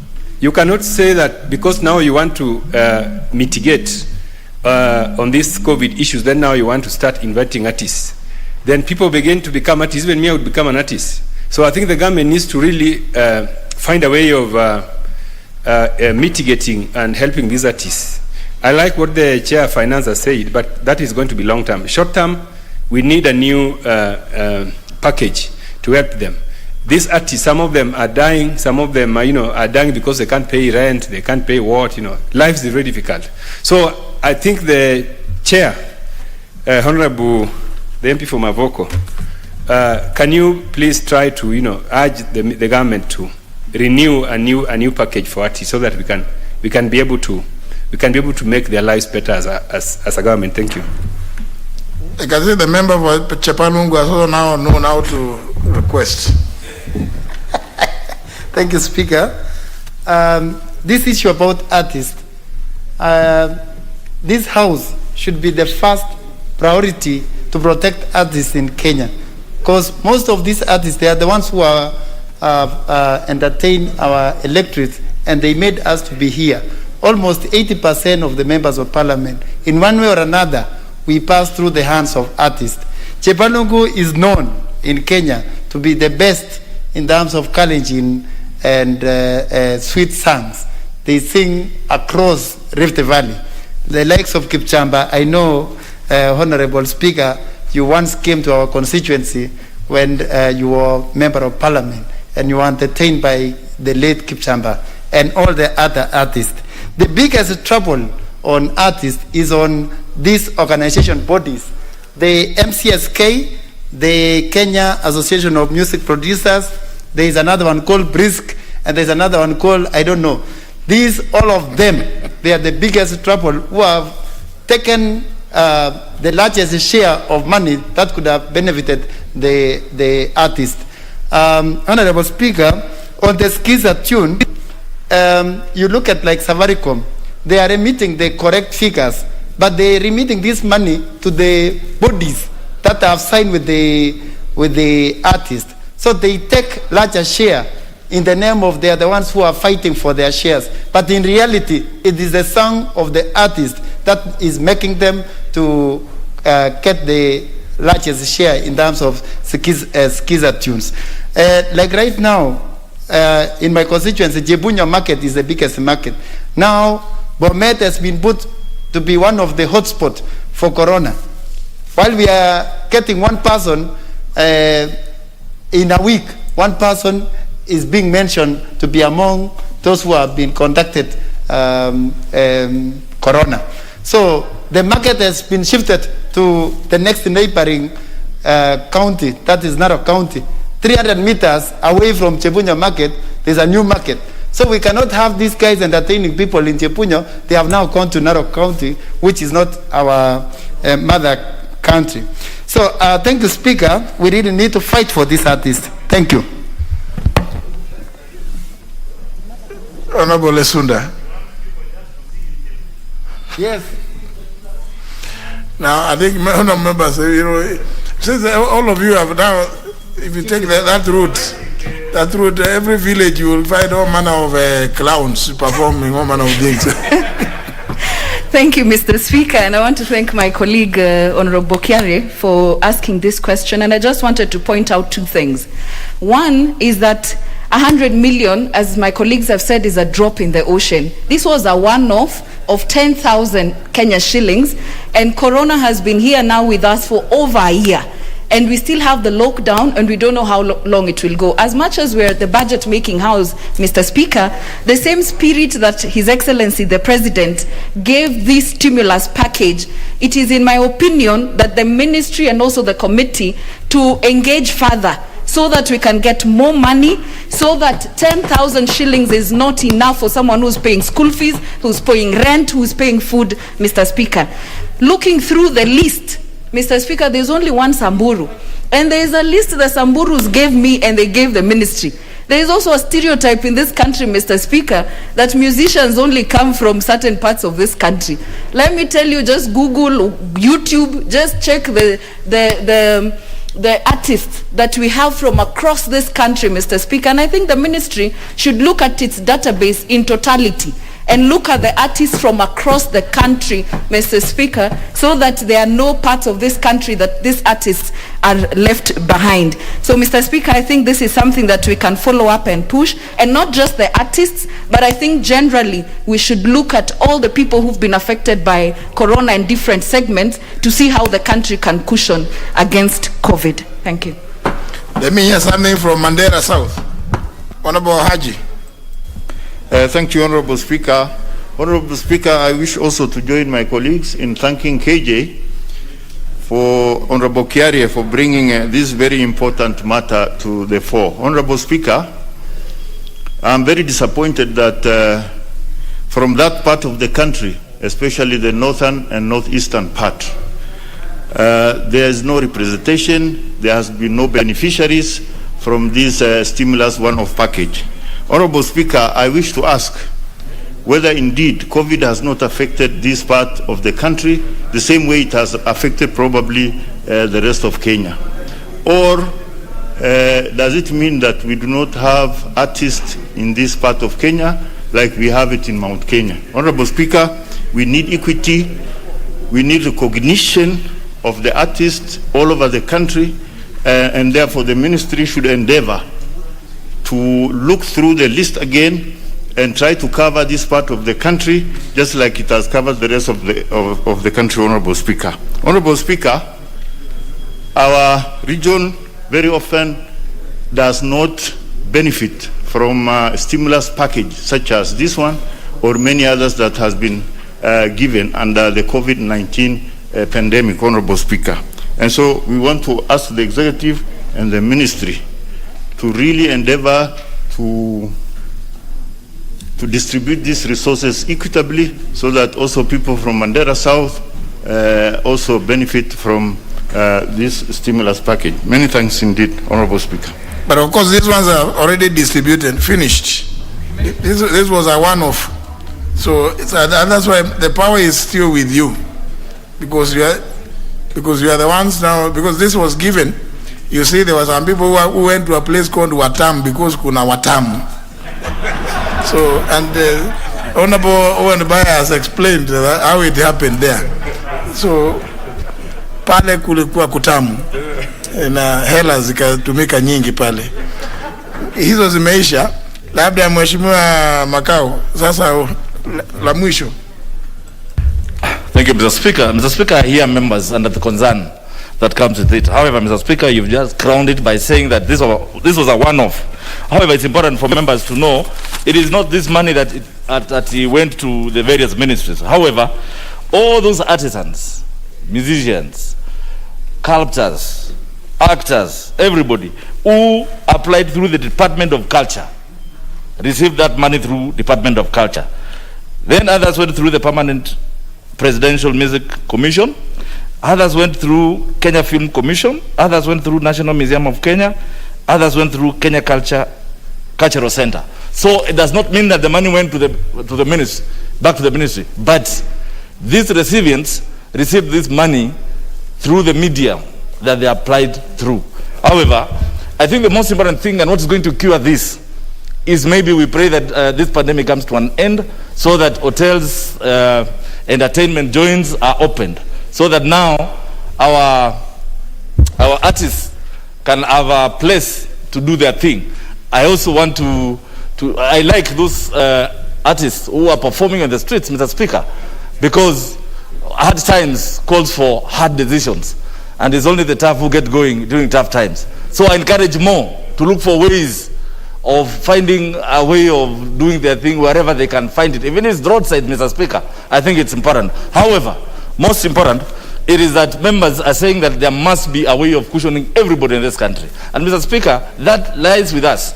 We should have thought about that when we had the budget making process, Mr. Speaker. So I think next time we must think about that, because right now we're even saying that our CDF is not there. Are we going again now to say there is not this money? In future, every member out of the 290 constituencies, we should propose that, and then we put in the budget, so that we cushion every person in our constituency. Thank you, Mr. Speaker. I thank you. Remember, it is still within your powers to even propose amendments to the CDF, National Government CDF Act, to include supporting such endeavors. I mean, you are the ones who make the law. That is your own act. So, you know, thinking progressively, you can propose amendments to it so that you can, through CDF, also chip in. I mean, nothing stops this particular house from proceeding in that manner. Very well. The Honorable KJ did indicate that he was going to take up the matter, and that at least members have made some comments on the statement. Save, of course, the fact that the Honorable Kiari is saying that the policy should have been followed by the law.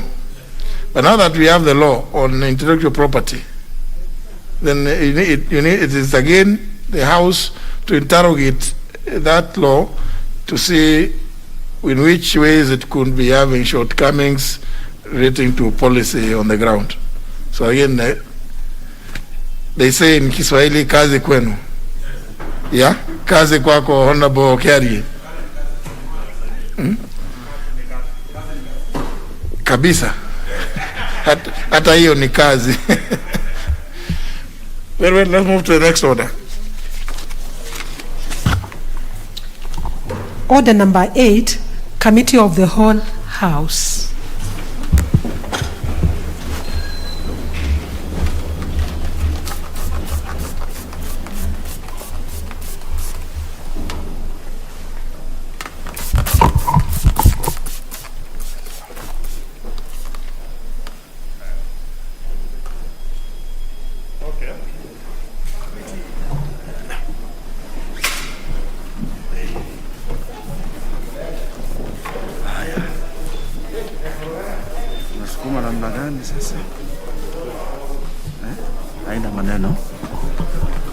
Honorable members, order. We are now in committee of the whole house to consider the Public-Private Partnership Bill, National Assembly Bill number 6 of 2021.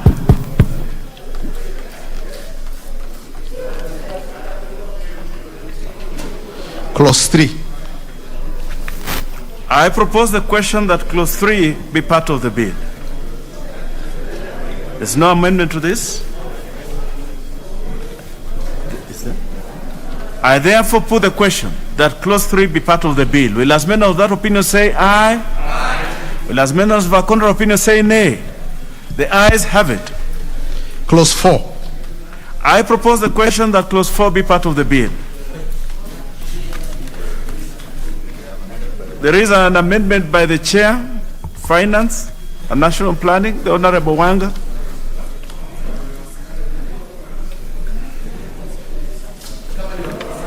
Thank you, Honorable Chair. Honorable Chair, I beg to move that clause 4 be amended as indicated on the order paper.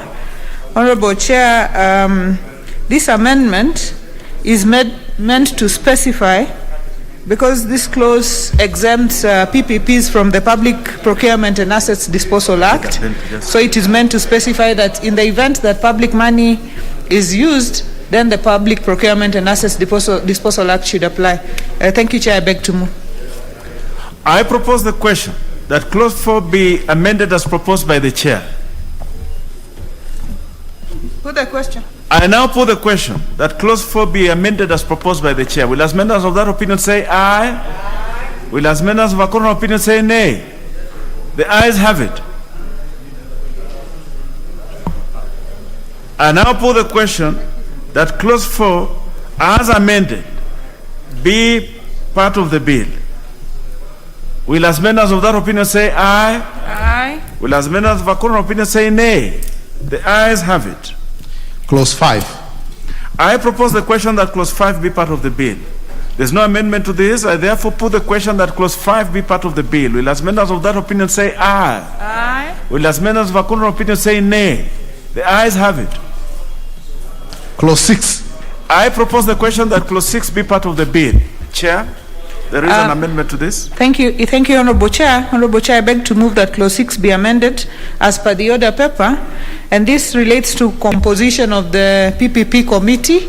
And the first amendment there is to have, instead of having one person nominated by the Council of Governors, we are proposing to have two, because this was already agreed upon when this bill went for mediation. So we didn't want to leave it again without resolving it. And then also to provide for co-option of the principal secretary responsible for a relevant area. So if that area is not already represented in the committee, we are providing for co-option of someone in an ex officio capacity to give skill in that specific area. Honorable Chair, I beg to move. I propose the question that clause 6 be amended as proposed by the chair. And now, the Honorable Nyikad. Yeah, I think I missed some point, because the amendment is deleting. That means now the principal secretary will now not be. It's not clear. Thank you, Honorable Chair. Honorable Chair, the amendment is in two parts. The first part, B, deleting paragraph C is removing the principal secretary in charge of industrialization. What we are saying is that you could easily have all principal secretaries in that committee. But we are saying, let's have the one for finance and the one for planning, then the rest be co-opted on a needs basis. So that's what that amendment is trying to do, Honorable Chair. Very well. Honorable members, I now put the question that clause 6 as amended be amended as proposed by the chair. Will as members of that opinion say aye? Aye. Will as members of a contrary opinion say nay? The ayes have it. I now put the question that clause 6 as amended be part of the bill. Will as members of that opinion say aye? Aye. Honorable members, I'll have a retake on that. Just pay a little attention, please. I now put the question that clause 6 as amended be part of the bill. Will as members of that opinion say aye? Aye. Will as members of a contrary opinion say nay? The ayes have it. Clauses 7 and 8. I propose the question that clauses 7 and 8 be part of the bill. There are no amendments to this. I therefore put the question that clauses 7 and 8 be part of the bill. Will as members of that opinion say aye? Aye. Will as members of a contrary opinion say nay? Ayes have it. Clause 9. I propose the question that clause 9 be part of the bill. Chair? Thank you, Honorable Chair. Honorable Chair, I beg to move that clause 9 be amended as per the order paper. And this is relates to vacation of office. And B there says is otherwise unable or unfit to continue serving as a member of the committee. But what the committee is doing is deleting that and saying is removed from office for breach of provisions of Chapter 6 of the Constitution or deregistered by a professional body for professional misconduct. So we are trying to be a bit more specific as to the reasons for vacation of office. And then also there are some offenses that are listed in clause 78. So we are also bringing those offenses that if you are convicted of an offense under section 78 of the Act, then you would be also vacating office. So, Honorable Chair, I beg to move. I propose the question that clause 9 be amended as proposed by the chair. I now put the question that clause 9 be amended as proposed by the chair. Will as members of that opinion say aye? Aye. Will as members of a contrary opinion say nay? The ayes have it. I now put the question that clause 9 as amended be part of the bill. Will as members of that opinion say aye? Aye. Will as members of a contrary opinion say nay? The ayes have it. Clauses 10, 11, 12, 13, 14, and 15. I propose the question that clauses 10, 11, 12, 13, 14, and 15 be part of the bill. There is no amendment to this. I therefore now put the question that clauses 10, 11, 12, 13, 14, and 15 be part of the bill. Will as members of that opinion say aye? Aye. Will as members of a contrary opinion say nay? Ayes have it. Clause 16.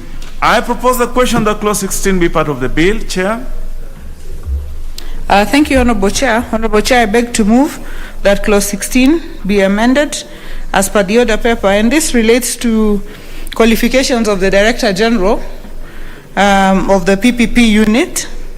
So the committee felt that we should add to finance, economics, and law, we should add engineering and project management, but also we should not leave it that we should say any other related and relevant field, not as the Cabinet Secretary may determine. We just leave it at any related and relevant fields so that it is not left to determination of anybody. Then finally, in that clause, we are also introducing the bill did not speak to how the Director General is recruited.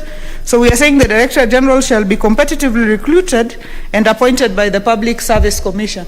And this can include even, head hunting, but it should be done by the Public Service Commission. Honorable Chair, I beg to move. I propose the question that clause 16 be amended as proposed by the chair. I now put the question that clause 16 be amended as proposed by the chair. Will as members of that opinion say aye? Aye. Will as members of a contrary opinion say nay? The ayes have it. I now put the question that clause 16 as amended be part of the bill. Will as members of that opinion say aye? Aye. Will as members of a contrary opinion say nay? The ayes have it. Clause 17. I propose the question that clause 17 be part of the bill. Thank you, Honorable Chair. I beg to move that clause 17 be amended as per the order paper. And Honorable Chair, here what we are trying to do is recruitment of staff. What the law was saying was that the Cabinet Secretary shall, in consultation with the DG, appoint staff of the Directorate. We felt that this should be left to the Public Service Commission. So what the amendment is saying is that this staff should be appointed subject to Section 31 and 37 of the Public Service Commission Act. So, and then we delete subsection 2, which says that the staff of the Directorate shall be appointed on such terms and for such period as the Cabinet Secretary may determine. We want all that to be done in line with the Public Service Commission Act. I beg to move, Honorable Chair. I propose the question that clause 17 be amended as proposed by the chair. I now put the question that clause 17 be amended as proposed by the chair. Will as members of that opinion say aye? Aye. Will as members of a contrary opinion say nay? The ayes have it. I now put the question that clause 17 as amended be part of the bill. Will as members of that opinion say aye? Aye. Will as members of a contrary opinion say nay? The ayes have it. Clause 18. I propose the question that clause 18 be part of the bill. There's no amendment to this. I therefore now put the question that clause 18 be part of the bill. Will as members of that opinion say aye? Aye. Will as members of a contrary opinion say nay? The ayes have it. Clause 19. I propose the question that clause 19 be part of the bill. Chair. Thank you, Honorable Chair. I beg to move that clause 19 be amended as per the order paper. Honorable Chair, what this amendment is doing is putting some clarity, because this relates to functions of the Directorate. So if you look at C, it says leading contracting authorities in project structuring, procurement, tender evaluation, contract negotiation, and deal closure. The contracting authority is, for example, an institution such as Kenha, if you take an example. So there must be clarity as to who conducts procurement. So the division that we are making is to say that the directorate at the PPP, which is at Treasury, will guide and advise contracting authorities in project structuring, procurement, and evaluation, so that their role is only related to guiding. But then will lead contracting authorities in contract negotiations and deal closure, because that's the work now of the PPP unit, to negotiate now with willing partners and close deals, but not to lead procurement. Procurement is with the contracting authority, with guidance of the PPP unit, but deal closure and negotiation is with the PPP unit. I beg to move on, Honorable Chair. I propose the question that Clause 19 be amended as proposed by the Chair. I now put the question that Clause 19 be amended as proposed by the Chair. Will as many of that opinion say aye? Aye. Will as many of our contrary opinion say nay? The ayes have it. I now put the question that Clause 19 as amended be part of the bill. Will as many of that opinion say aye? Aye. Will as many of our contrary opinion say nay? The ayes have it. Clause 20. I propose the question that Clause 20 be part of the bill. I now put the question that Clause 20, there being no amendment, be part of the bill. Will as many of that opinion say aye? Aye. Will as many of our contrary opinion say nay? The ayes have it. Clause 21. I propose the question that Clause 21 be part of the bill. Chair? Thank you, Honorable Chair. Honorable Chair, I beg to move that Clause 21 be amended as proposed on the order paper. Our Chair, this is fundamental, because what we are saying, Clause 21, is about PPP arrangements. But what the committee is proposing here is that any PPP arrangement should not go beyond a period exceeding 30 years.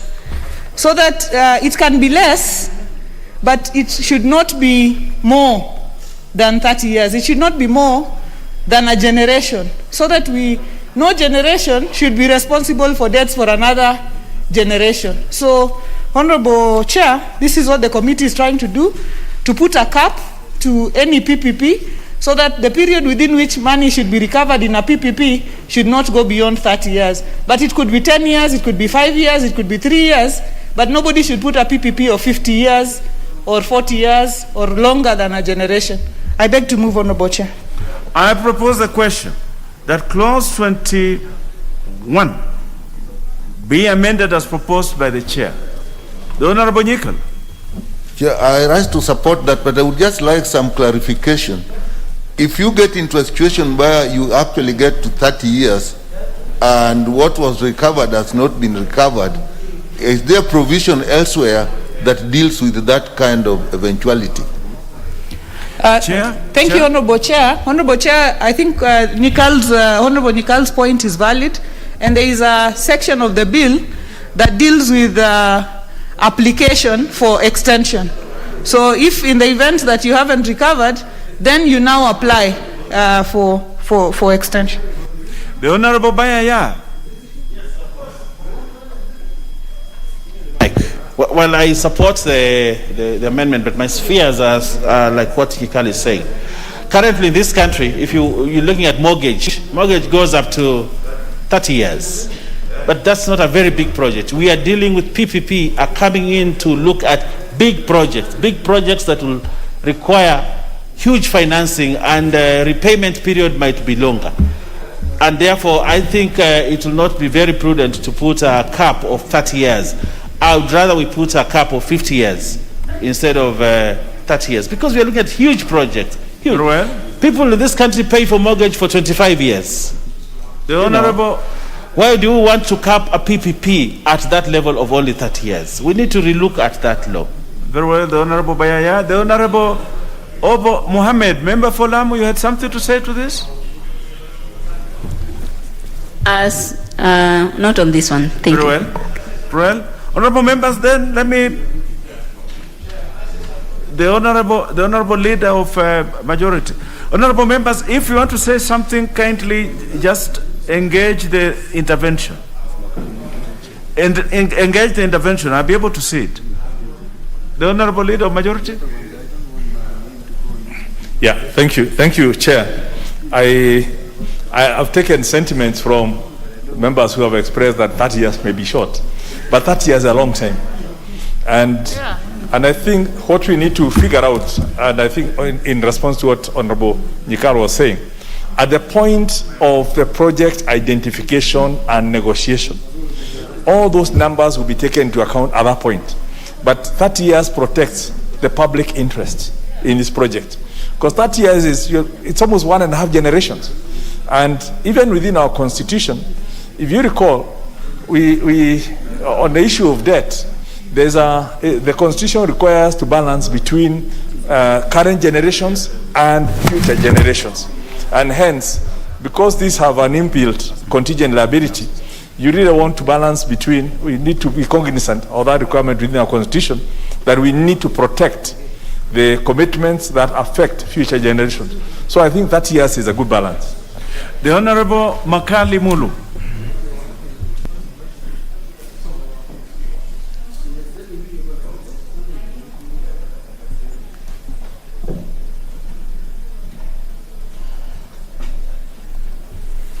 Yeah, thank you, Mr. Chairman. Mr. Chairman, I totally agree with what members are saying in terms of the 30 years.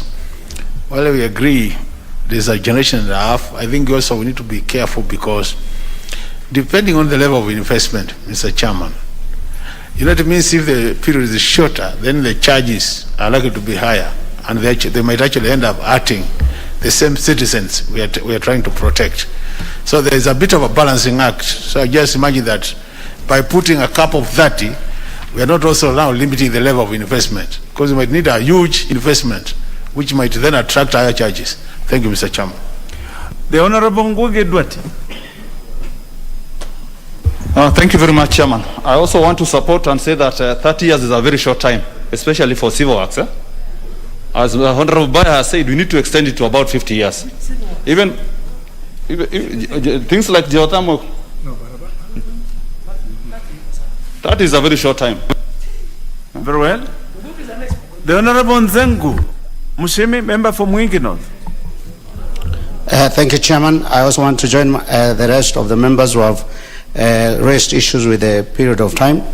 I think 30 years is a little bit too short, and when you consider a certain project that requires a lot of capital investment and that require many years of construction, for the partners or the private public investors to recoup their money and then hand over a certain project back to the public, I think that years is a little bit too short. So I would rather we go for a year like 50 years, remembering that also the investors who want to put their money may be discouraged by the period of time that they are required to recoup back their money. Thank you. The Honorable Maero, member for Butula. Thank you, Chair. As much as I would consider 30 years to be a short time, Chair, there is a provision that provides for renegotiation, further requests for extension. So if we fix at 30 years, that would be bad.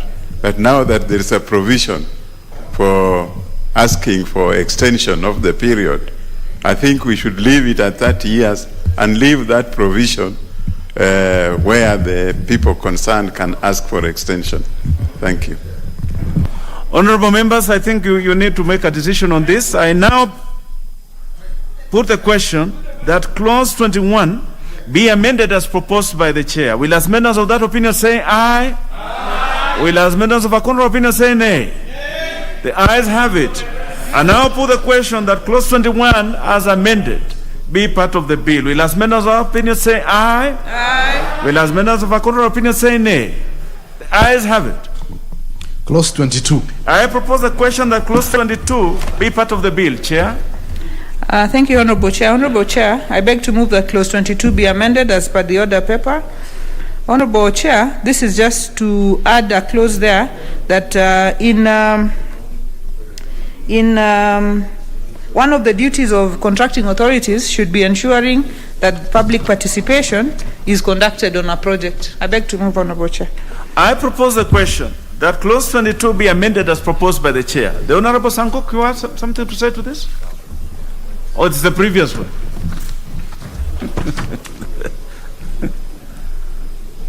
The Honorable Sankok.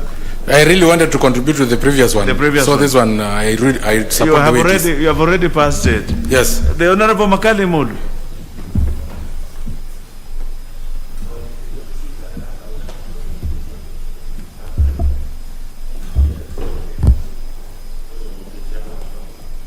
Thank you, Mr. Chairman. Mr. Chairman, just maybe we need your indulgence on this matter. I remember yesterday when we were discussing an amendment to the county government's bill, Mr. Chairman, there was an issue of this public participation. We are saying it's a constitutional requirement. So do we need to keep on mentioning it in all these other bills? Because I think to me it's just something which automatically must be done. And I thought we were asking whether there's need to put those more details in every bill about public participation, gender issues and all that. Thank you, Mr. Chairman.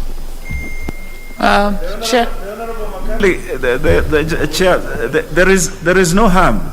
Sometimes in law there is something that is called being abundantly cautious. So there's no harm. Public participation is a constitutional imperative in this country, yes, but it is good to just make sure that it is done. The Honorable Nyikal.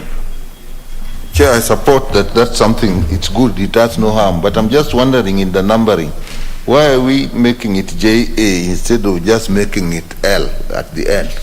The Honorable Nyikal, the cleanup of the script will be undertaken by the Secretariat. It should not worry you. The Honorable Chair. Thank you, Honorable Chair. I'm just recognizing what Honorable Makali is saying, and you've also alluded to it.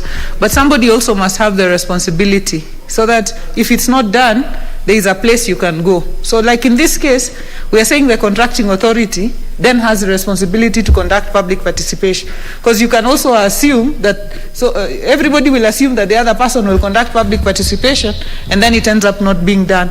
So thank you, Honorable Chair. Maybe that is also part of clarity to Honorable Makar. The Honorable Shaban. Member for Taveta. Mheshimiwa Mwenyekiti, nilitaka tu kuunga mkono na kusema kuwa kuna umuhimu ya washikadau pamoja na umma kuhusishwa kwenye shughuli hizi ili wawe wanaelewa nini kinachoendelea wakati sheria zinapotengenezwa. Naam. Very well, the honorable members that now put the question that clause 22 be amended as proposed by the chair. Will as members of that opinion say aye? Aye. Will as members of our counter opinion say nay? The ayes have it. And now put the question that clause 22 as amended be part of the bill. Will as members of that opinion say aye? Aye. Will as members of our counter opinion say nay? Aye. The ayes have it. Clauses 23 and 24. I propose the question that clauses 23 and 24 be part of the bill. There being no amendments to this, I now put the question that clauses 23 and 24 be part of the bill. Will as members of that opinion say aye? Aye. Will as members of a counter opinion say nay? The ayes have it. Clause 25. I propose the question that clause 25 be part of the bill. Chair?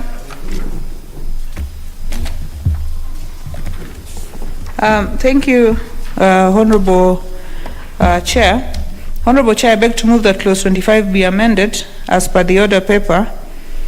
And this is to ensure that any projects that are listed, this regards submission of project lists, that any projects that are listed are part of the national development agenda.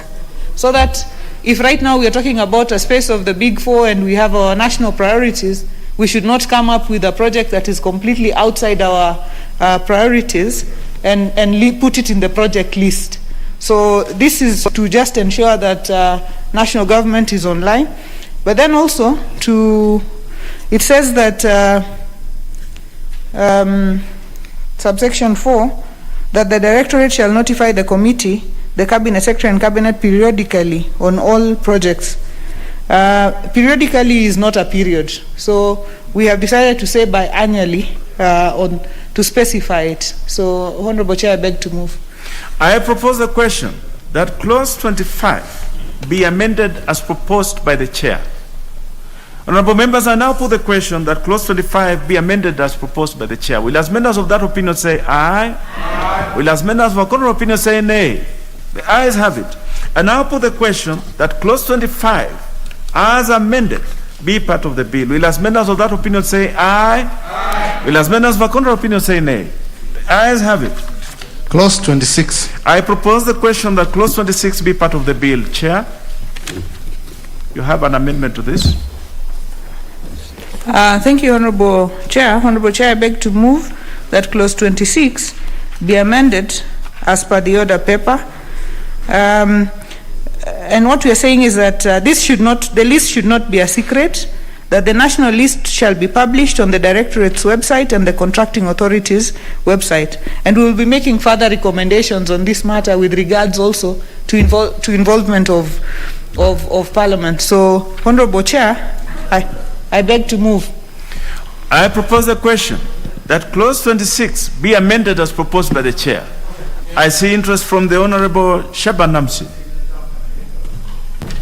Mheshimiwa Mwenyekiti, nakubaliana na marekebisho hayo, haswa kuwa hatutaki serikali kuu ikae ikiotea miradi, kuamua kuwa miradi mikubwa unaweza kuotea na kuufanya wakati wote ule, ili wananchi na umma yote wajue kuwa mradi ule utafanywa na serikali kuu. Very well. The Honorable Duale, member for Garissa Township. Chair, this is not the first time that it's a good amendment, because we want to make it public. But you know, this is the routine. The president says procurement and tenders are put on the website. Nothing has taken place. He said pending bills must be paid. So I think this house, as we make laws, we must make sure this is a very good amendment, so that we know who are from the acquiring entity and from the directorate, so that any Kenyan can access the kind of PPEs projects that we are undertaking. It's important, but we keep on making laws. At the same time, nothing is happening. Very well. The Honorable Sankok. This one is very important, Honorable Chair, and I do support, because first of all it will limit this issue of corruption, because as it is published, it will be accessible to many members of the public, and we will know in advance. And again, lastly, it will be very important so that we know what is done by the national government, what is done by the county government, because county government are launching the same project that the national government have launched last week. So it is good for the public to know so that they can scrutinize. Thank you, Chair. The Honorable Passaris.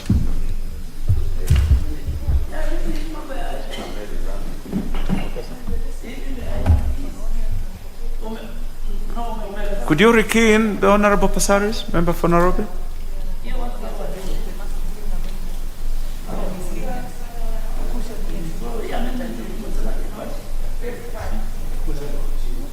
Go to the dispatch box. Okay. Thank you, Chair. Chair, you know, we just talked about public participation, and at the same time we're looking at the directorate using just the website, electronics, and I keep thinking, if you don't have a public participation and then you end up just doing website, how many Kenyans have access to websites? How many Kenyans actually get to know what's going on the website? So I really think that the government spends a lot of money on media coverage. We should also say that when you have public participation, because these are big projects, like if you look at the express highway, we've got a public participation there. The express highway will probably cost so much more, and even if it's going to give a service, the government is going to lose a lot of money in terms of Kenyans are going to be paying, but the government will probably not recoup quickly. I think we should also look at electronic media. When it's a public participation of a certain value, why not also make sure you have it on the radios and you have it on the TVs, so that the Kenyans at large can be informed and be able to make decisions? Because I think when we use websites, we're actually not doing justice to this country. A lot of things happen and nobody gets to know about it. Broel, the Honorable Mizigi Mneni, member for Taita. Asante mwenyekiti. Hata mimi nataka kuchukua hii fursa kuunga mkono mabadiliko haya ili wananchi wapate kujua serikali kuu inapangilia kufanya miradi gani, na pia kuweza kutofautisha miradi ambayo inafanywa na serikali zetu za county na miradi ambazo pia zinafanywa na serikali kuu ili kuweza kuboresha utendaji kazi. Asante. Honorable members, I now put the question that clause 26 be amended as proposed by the chair. Will as members of that opinion say aye? Aye. Will as members of a contrary opinion say nay? The ayes have it. I now put the question that clause 26 as amended be part of the bill. Will as members of that opinion say aye? Aye. Will as members of a contrary opinion say nay? The ayes have it. Clauses 27, 28, 29, 30, 31, and 32. I propose the question that clauses 27, 28, 29, 30, 31, and 32 be part of the bill. There are no amendments to these, members. I therefore now put the question that clauses 27, 28, 29, 30, 31, and 32 be part of the bill. Will as members of that opinion say aye? Aye. Will as members of a contrary opinion say nay? The ayes have it. Clause 33. I propose the question that clause 33 be part of the bill. Chair, you have an amendment to this? Thank you, Honorable Chair. Honorable Chair, I beg to move that clause 33 be amended as per the order paper. Honorable Chair, here it speaks to the issue of approval of feasibility reports. So it says that a contracting authority intending to implement a project through a PPP shall submit a feasibility report under section 32 to the Directorate for evaluation. So what we are adding is just saying that the Directorate then will submit an evaluation report together with its recommendation to the committee. Then the committee will make a decision based on that. What we are adding is just the part of the Directorate also submitting recommendations, because it was just moving straight from the contracting authority to the committee. But the Directorate, it was not clear what the Directorate is doing. So we've just put in that for efficiency of implementation, for tidying it up. I beg to move. I propose the question that clause 33 be amended as proposed by the chair. I see no interest in this. I therefore now put the question that clause 33 be amended as proposed by the chair. Will as members of that opinion say aye? Aye. Will as members of a contrary opinion say nay? Aye. The ayes have it. I now put the question that clause 33 as amended be part of the bill. Will as members of that opinion say aye? Aye. Will as members of a contrary opinion say nay? The ayes have it. Clauses 34, 35, and 36. I propose the question that clauses 34, 35, and 36 be part of the bill. There are no amendments to this. I now put the question that clauses 34, 35, and 36 be part of the bill. Will as members of that opinion say aye? Aye. Will as members of a contrary opinion say nay? Ayes have it. Clause 37. I propose the question that clause 37 be part of the bill. Chair. Thank you, Honorable Chair. Honorable Chair, I beg to move that clause 37 be amended as per the order paper, and this regards procurement methods. So during our public participation, the PPOA came and submitted that in addition to direct procurement, privately initiated proposals, and competitive bidding, we should also add restricted bidding. So, Honorable Chair, I beg to move that clause 37 be amended by adding restricted tendering or restricted bidding. Honorable Chair, and 2A, there shall be use of standard bidding documents issued by the Directorate for all these PPP procurements. Honorable Chair, I beg to move. I propose the question that clause 37 be amended as proposed by the chair. I see interest from the Honorable Nyikal. Chair, I have a little concern with D. When you talk of restricted bidding, unless you actually qualify it, you actually open opportunities where bidding can be in such a way that actually people are, it's done in such a way that it favors certain people. So I'm not quite sure whether the committee looked at this in details and why in the first place it wasn't there. I would propose that we remove this amendment of restricted bidding. Honorable Ngugi Ndwate. I really oppose this one. Chairman, I just wanted to, thank you, Chair. I just wanted to support the Chair on 2A. 2A, I really support that because Honorable Chairman, I'm a member of Public Accounts Committee, and we are seeing instances where Treasury is coming up with their own standard documents, and they are messing up the standard documents, so that you find that if you are to implement that contract, the government can lose a lot. So I support. The Honorable Sankok. Chair, I really do oppose completely this issue of restricted bidding, even though I know the public procurement law allows this one. But this is where now corruption meets the road. So I think we should think as this House, since from the first draft there was no this restricted bidding. So let us remain with the first draft instead of now amending to add restricted bidding. This is very dangerous, Honorable Chair. The Honorable Makali. Yeah, thank you, Mr. Chairman. You know, Mr. Chairman, while restricted bidding is part of is actually allowed in the procurement law, but I think, Mr. Chairman, with the level of investment of most of these projects under private partnership, with that kind of level of investment, I think we need to push for open tendering so that we don't have this business of restricted bidding.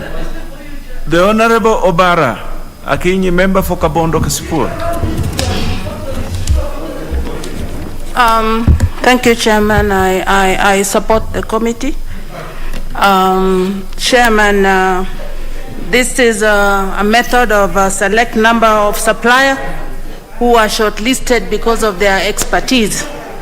Mr. Chairman, this method eliminates brokers and briefcase businessmen so that we have people who are specialized in those areas bidding, and we don't waste time, and we don't have brokers and all those people. So I support the committee. Thank you. The Honorable Mboni Mwalika, member for Kitui Rural.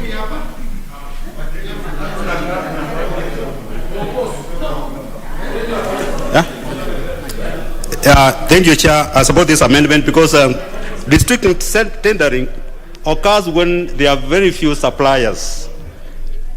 Very few suppliers to on services or goods, and they rarely occur actually, but at times they can occur. So it's very important to provide for them, so that when we have very few suppliers for this project, then we can have this method being used. Thank you, Chair. The Honorable Mbadi John, member for Suba, leader of minority. Chair, I think we need to also understand public-private partnership. You know, if you find there are people with Mr. Chairman, I wish Honorable members, the Honorable Sankok could listen to that. Sankok, kindly listen to the others also. They listen to and you. We are still in Parliament, by the way, even though it is committee of the whole House. Chair, you know, when you want to develop a project through this initiative, there could be individuals who have money and can do it. It's not something that you float like any other tender or supplies of goods and services. This is something you can particularly target individuals who have the capacity to do it. And so you can end up with a restricted tender. Restricted tender is not a bad idea, Mr. Chairman, unless abused. But in case of this kind of arrangement, PPP, Mr. Chairman, we need to allow also restricted tender because it is a unique kind of arrangement. It is not just something that you ask Mbadi to bid for construction of express airway. I cannot. I have no capacity.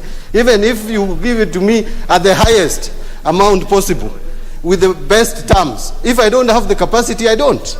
So I support that amendment. The Honorable Duale. Honorable members, if you want to speak to this, you press the intervention. Chair, people should not raise their hands. We are not in a primary school. Honorable member for Kikuyu. No. Chair, I think let me bring. I had the same worry about this amendment But if you look at the new clause 44A, you know, if members have I think that solves our worry for those of us who wanted to oppose. Because at least restricted tendering has really been made very clear under new clause 44A. And why do I support that? For example, that's why we have a problem in Mumias. The only people who can buy Mumias as a private entity must be people who have history in sugar milling. So if you don't do that, then someone like me who is very good in camel rearing will bid, if I have the resources, will bid for this sugar factory, and I might not have the expertise.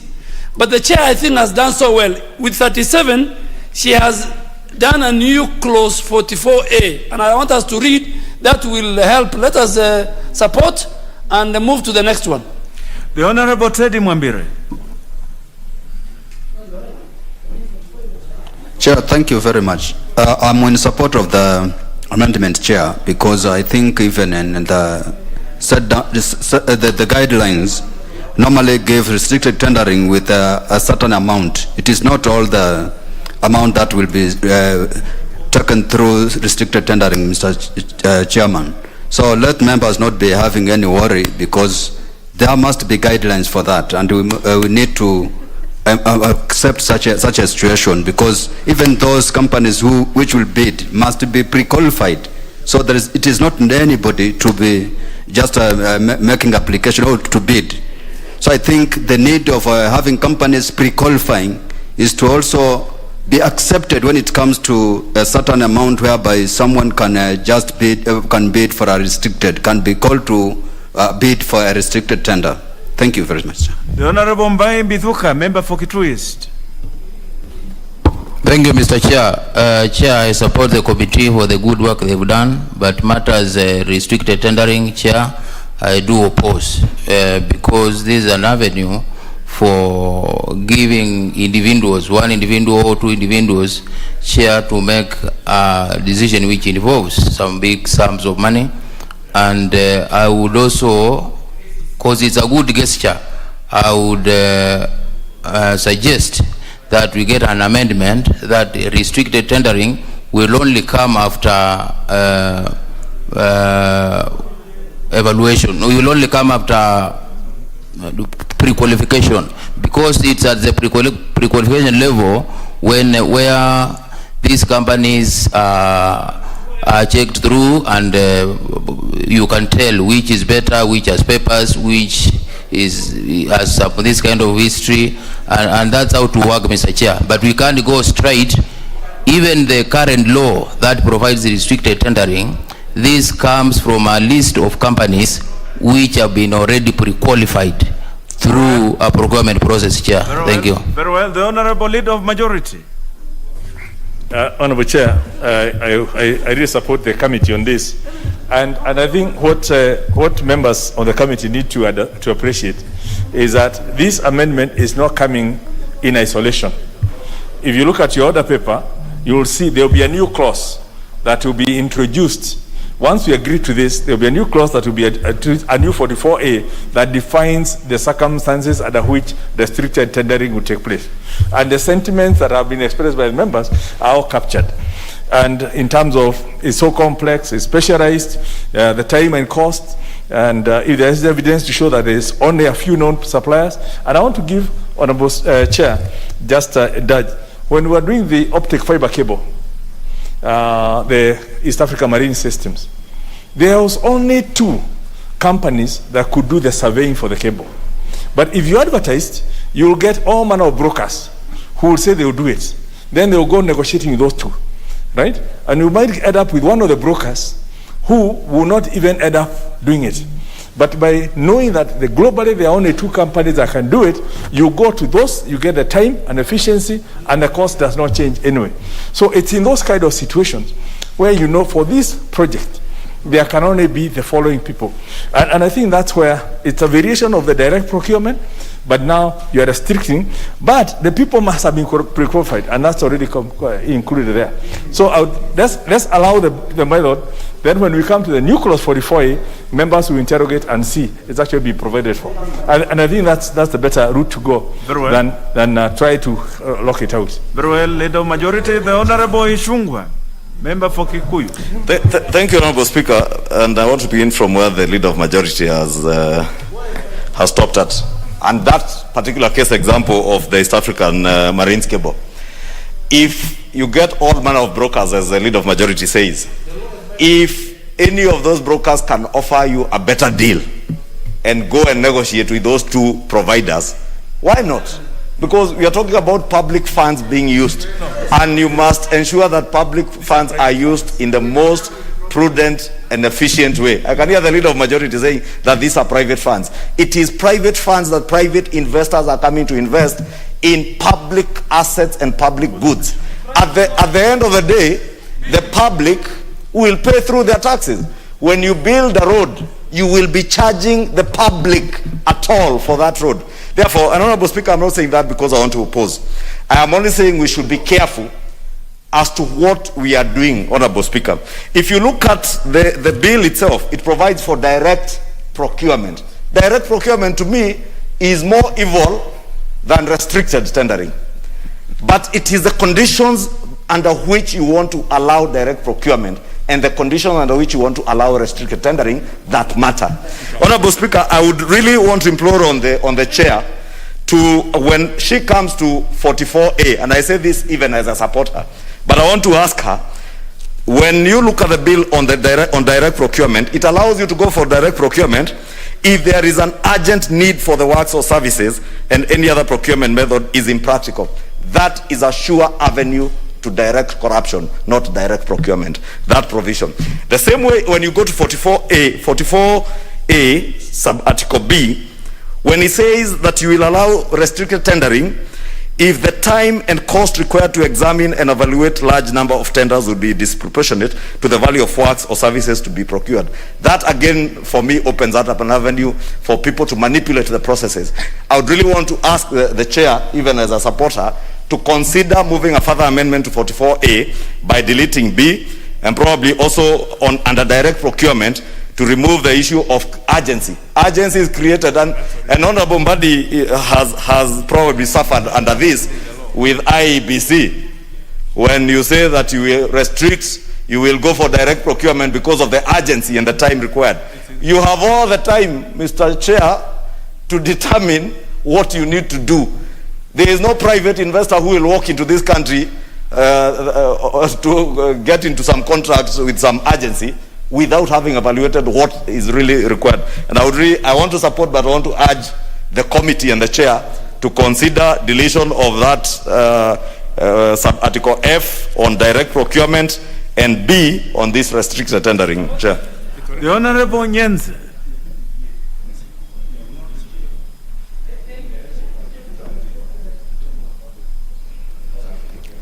Thank you, Chair. Mine is brief. I just want members to note that all these methods, direct procurement, restricted tendering, are provided for in the Act, in the PPO Act. So if they are provided, even if they are not written here, they are still in the Act and they'll be followed. And if they are in the Act, that means they are proper methods of procurement. Thank you. Honorable members, then allow me to put a question that clause 37 be amended as proposed by the chair. Will as many of that opinion say aye? Aye. Will as many of a corner opinion say nay? Nay. The ayes have it. And now put the question, which is that clause 37. And now put the question, which is that clause 37 as amended be part of the bill. Will as many of that opinion say aye? Aye. Will as many of a corner opinion say nay? Nay. The Honorable.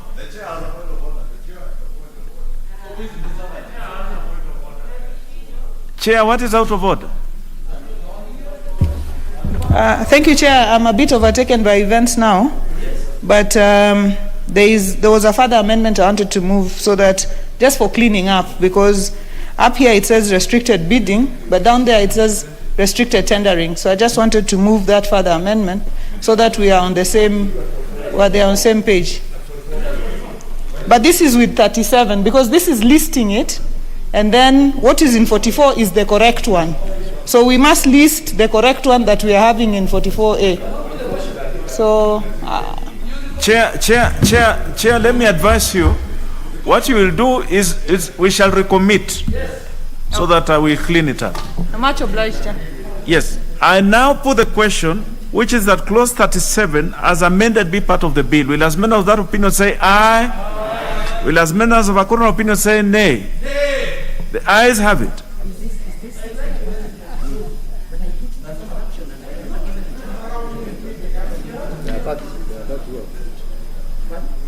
Proceed, please. Clauses 38, 39, 40, 41, 42, 43, 44, 45, 46, 47, 48, 49, 50, 51, 52, 53, 54, and 55. I propose the question that clauses 38, 39, 40, 41, 42, 43, 44, 45, 46, 47, 48, 49, 50, 51, 52, 53, 54, and 55 be part of the bill. There are no amendments to this. I therefore now put the question that clauses 38, 39, 40, 41, 42, 43, 44, 45, 46, 47, 48, 49, 50, 51, 52, 53, 54, and 55 be part of the bill. Will as many of that opinion say aye? Aye. Will as many as of a contrary opinion say nay? The ayes have it. Clause 56. Honorable members, just before I propose that question, honorable members, sometimes the honorable Odwal, I want to inform members that sometimes, of course, you will press. I have 30 members here who are interested in speaking to any one of the issues here. So you cannot quarrel with the chair that he has not given you an opportunity. You will have an opportunity. The Honorable Odwal, do not worry. You will have an opportunity. I now propose the question that clause 56 be part of the bill. Chair? Thank you, Honorable Chair. Honorable Chair, I beg to move that clause 56 be amended as per the order paper, and it's just an issue of numbering and in anticipation of some new clauses. I beg to move, Chair. I propose a question that clause 56 be part of the bill, be amended as proposed by the Chair. The Honorable Odwal Adhiambo.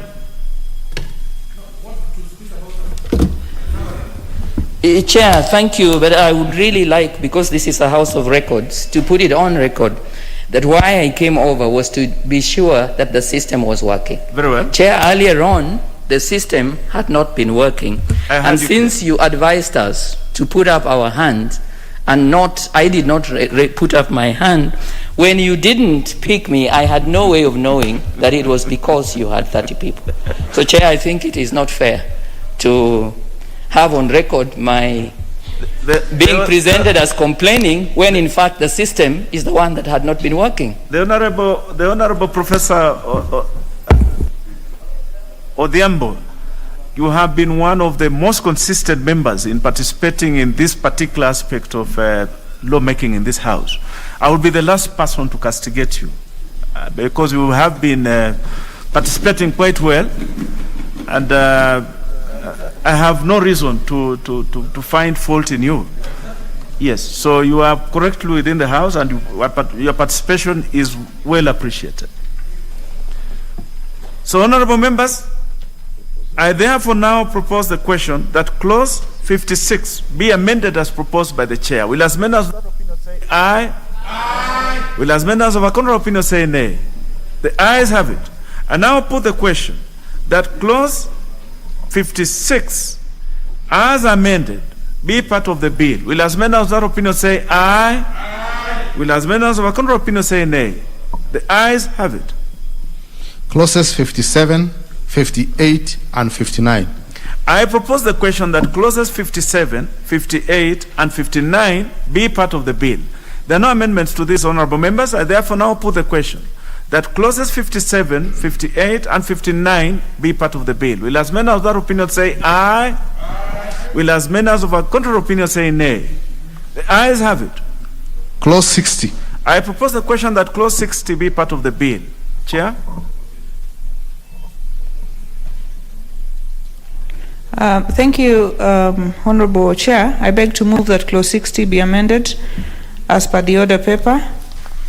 And this is essentially to put a timeline to how much time a private, party and the contracting authority have to begin a project after the contract is signed. So it says that within 12 months of the date of the execution of the contract, the private or the contractor should have begun, in failure to which the contracting authority shall terminate the contract and no liability shall be attached to the contracting authority or the government. And this is because some people come with privately initiated proposals, they agree, a lot of work is done, they sign, then they disappear.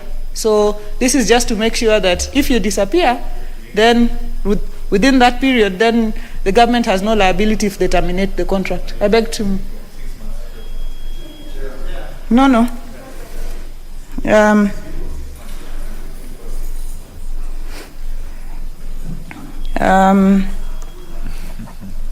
These are new sections. Earlier on, we had thought of 6 months, but we are putting it at 12 months. Thank you, Honorable Chair. I beg to move. I propose the question that clause 56 be amended as proposed by the Chair. I see a lot of interest in this. We'll start with the Honorable Mboko, Member for Likoni. Thank you, Mr. Speaker, sir. I also want to support this kind of amendment because, Mr. Speaker, sir, everything which is done, it has to have a timeline. If you have a timeline, it will be very effective in terms of the projects. And also, we are going to avoid additional costing from the government. Most of the times, there are so many projects which have not taken the time frame as indicated, and after a period of time, there is a need of adding some extra costing to ensure that that project commences. So this is a good proposal, and I support it. The Honorable Oundo Ojiambo, Member for Funyola. Chair, I would imagine the thinking behind the amendment is good and is plausible. The only danger I see, and I thought could be cured under 3, was where there are existing litigation in respect of probably NEMA certification, county government certification, where there are delays in approval of the plans by the county governments and those kind of a thing. For it to have a very definite statement that shall terminate probably might render the whole process a bit untidy. We could have a provision, a discretion, where the procurement entity can look at the mitigating factors and probably negotiate on the project implementation timelines. That's my thought. Those are my thoughts, sir. Very well. The Honorable Dr. Nyika. Chair, I also agree with the principle, but as Honorable Undo has said, one are issues that may relate to the government itself, processes. But what about if there are issues that are actually beyond the people involved, which normally would go under force majeure or something unpreventable? Do we need to bring, I know it's not my area, but I've had it before. Do we need to bring that one in? Like you sign and there's a flood or something, or there is some pricing or something. How do we handle those? I just wanted to know how those issues can be handled. The Honorable Nyikal, I hear the Honorable Kamala speaking to Shamala speaking to force majeure, and I'll give an opportunity to speak to this. Thank you, Chair. It is my considered opinion that issues of force majeure and unforeseen circumstances would be addressed within the contract. They always are addressed within the contracts and not within the legislation. Very well. Very well spoken. The member for Nairobi, the Honorable Pasaris. Thank you, Chair. Chair, I mean, the government is intending to do major, big projects. And if you look, for instance, at Express Highway, to mobilize equipment, to get all the necessary approvals, you would need 12 months. So I support the committee in actually ensuring that it goes to 12 months. But within 12 months, they safeguard the government from legal action by the contractors, which I think the government has got a lot of contracts that they've done, and people have actually extended the contracts. We've seen, like, for instance, Kenya Pipeline and the Zakem issue, pending bills. So when it comes to a public-private partnership, I think it's important to also protect the government and ensure that you have a limited time in which a contractor is supposed to implement the project. So I support the committee. Members, I now put the question that clause 60 be amended as proposed by the chair. Will as members of that opinion say aye? Aye. Will as members of a contrary opinion say nay? The ayes have it. I now put the question that clause 60 as amended be part of the bill. Will as members of that opinion say aye? Aye. Will as members of a contrary opinion say nay? The ayes have it. Clause 61. I propose the question that clause 61 be part of the bill. There's no amendment to these, members. I now put the question that clause 61 be part of the bill. Will as many of that opinion say aye? Aye. Will as many of a contrary opinion say nay? Ayes have it. Clause 62. I propose the question that clause 62 be part of the bill. The Honorable Dwale, you remember you have a big post-amended. Oh, I have amendments. Chair, after consulting and looking at this bill in view of my amendment, which was touching on the independent power producers, yes, I have realized that one, there is an inquiry ordered by the Speaker on this matter, so I'll wait for the recommendation of the Committee of Energy. And secondly, I have also realized that these independent power producers, in fact, theirs is individual contract with the Ministry of Energy, so it's not per se within the public-private sector framework. So I tend to withdraw all my amendments for now. Well, the Honorable Dwale, but they were very exciting. I was personally excited by your proposals. But it is well.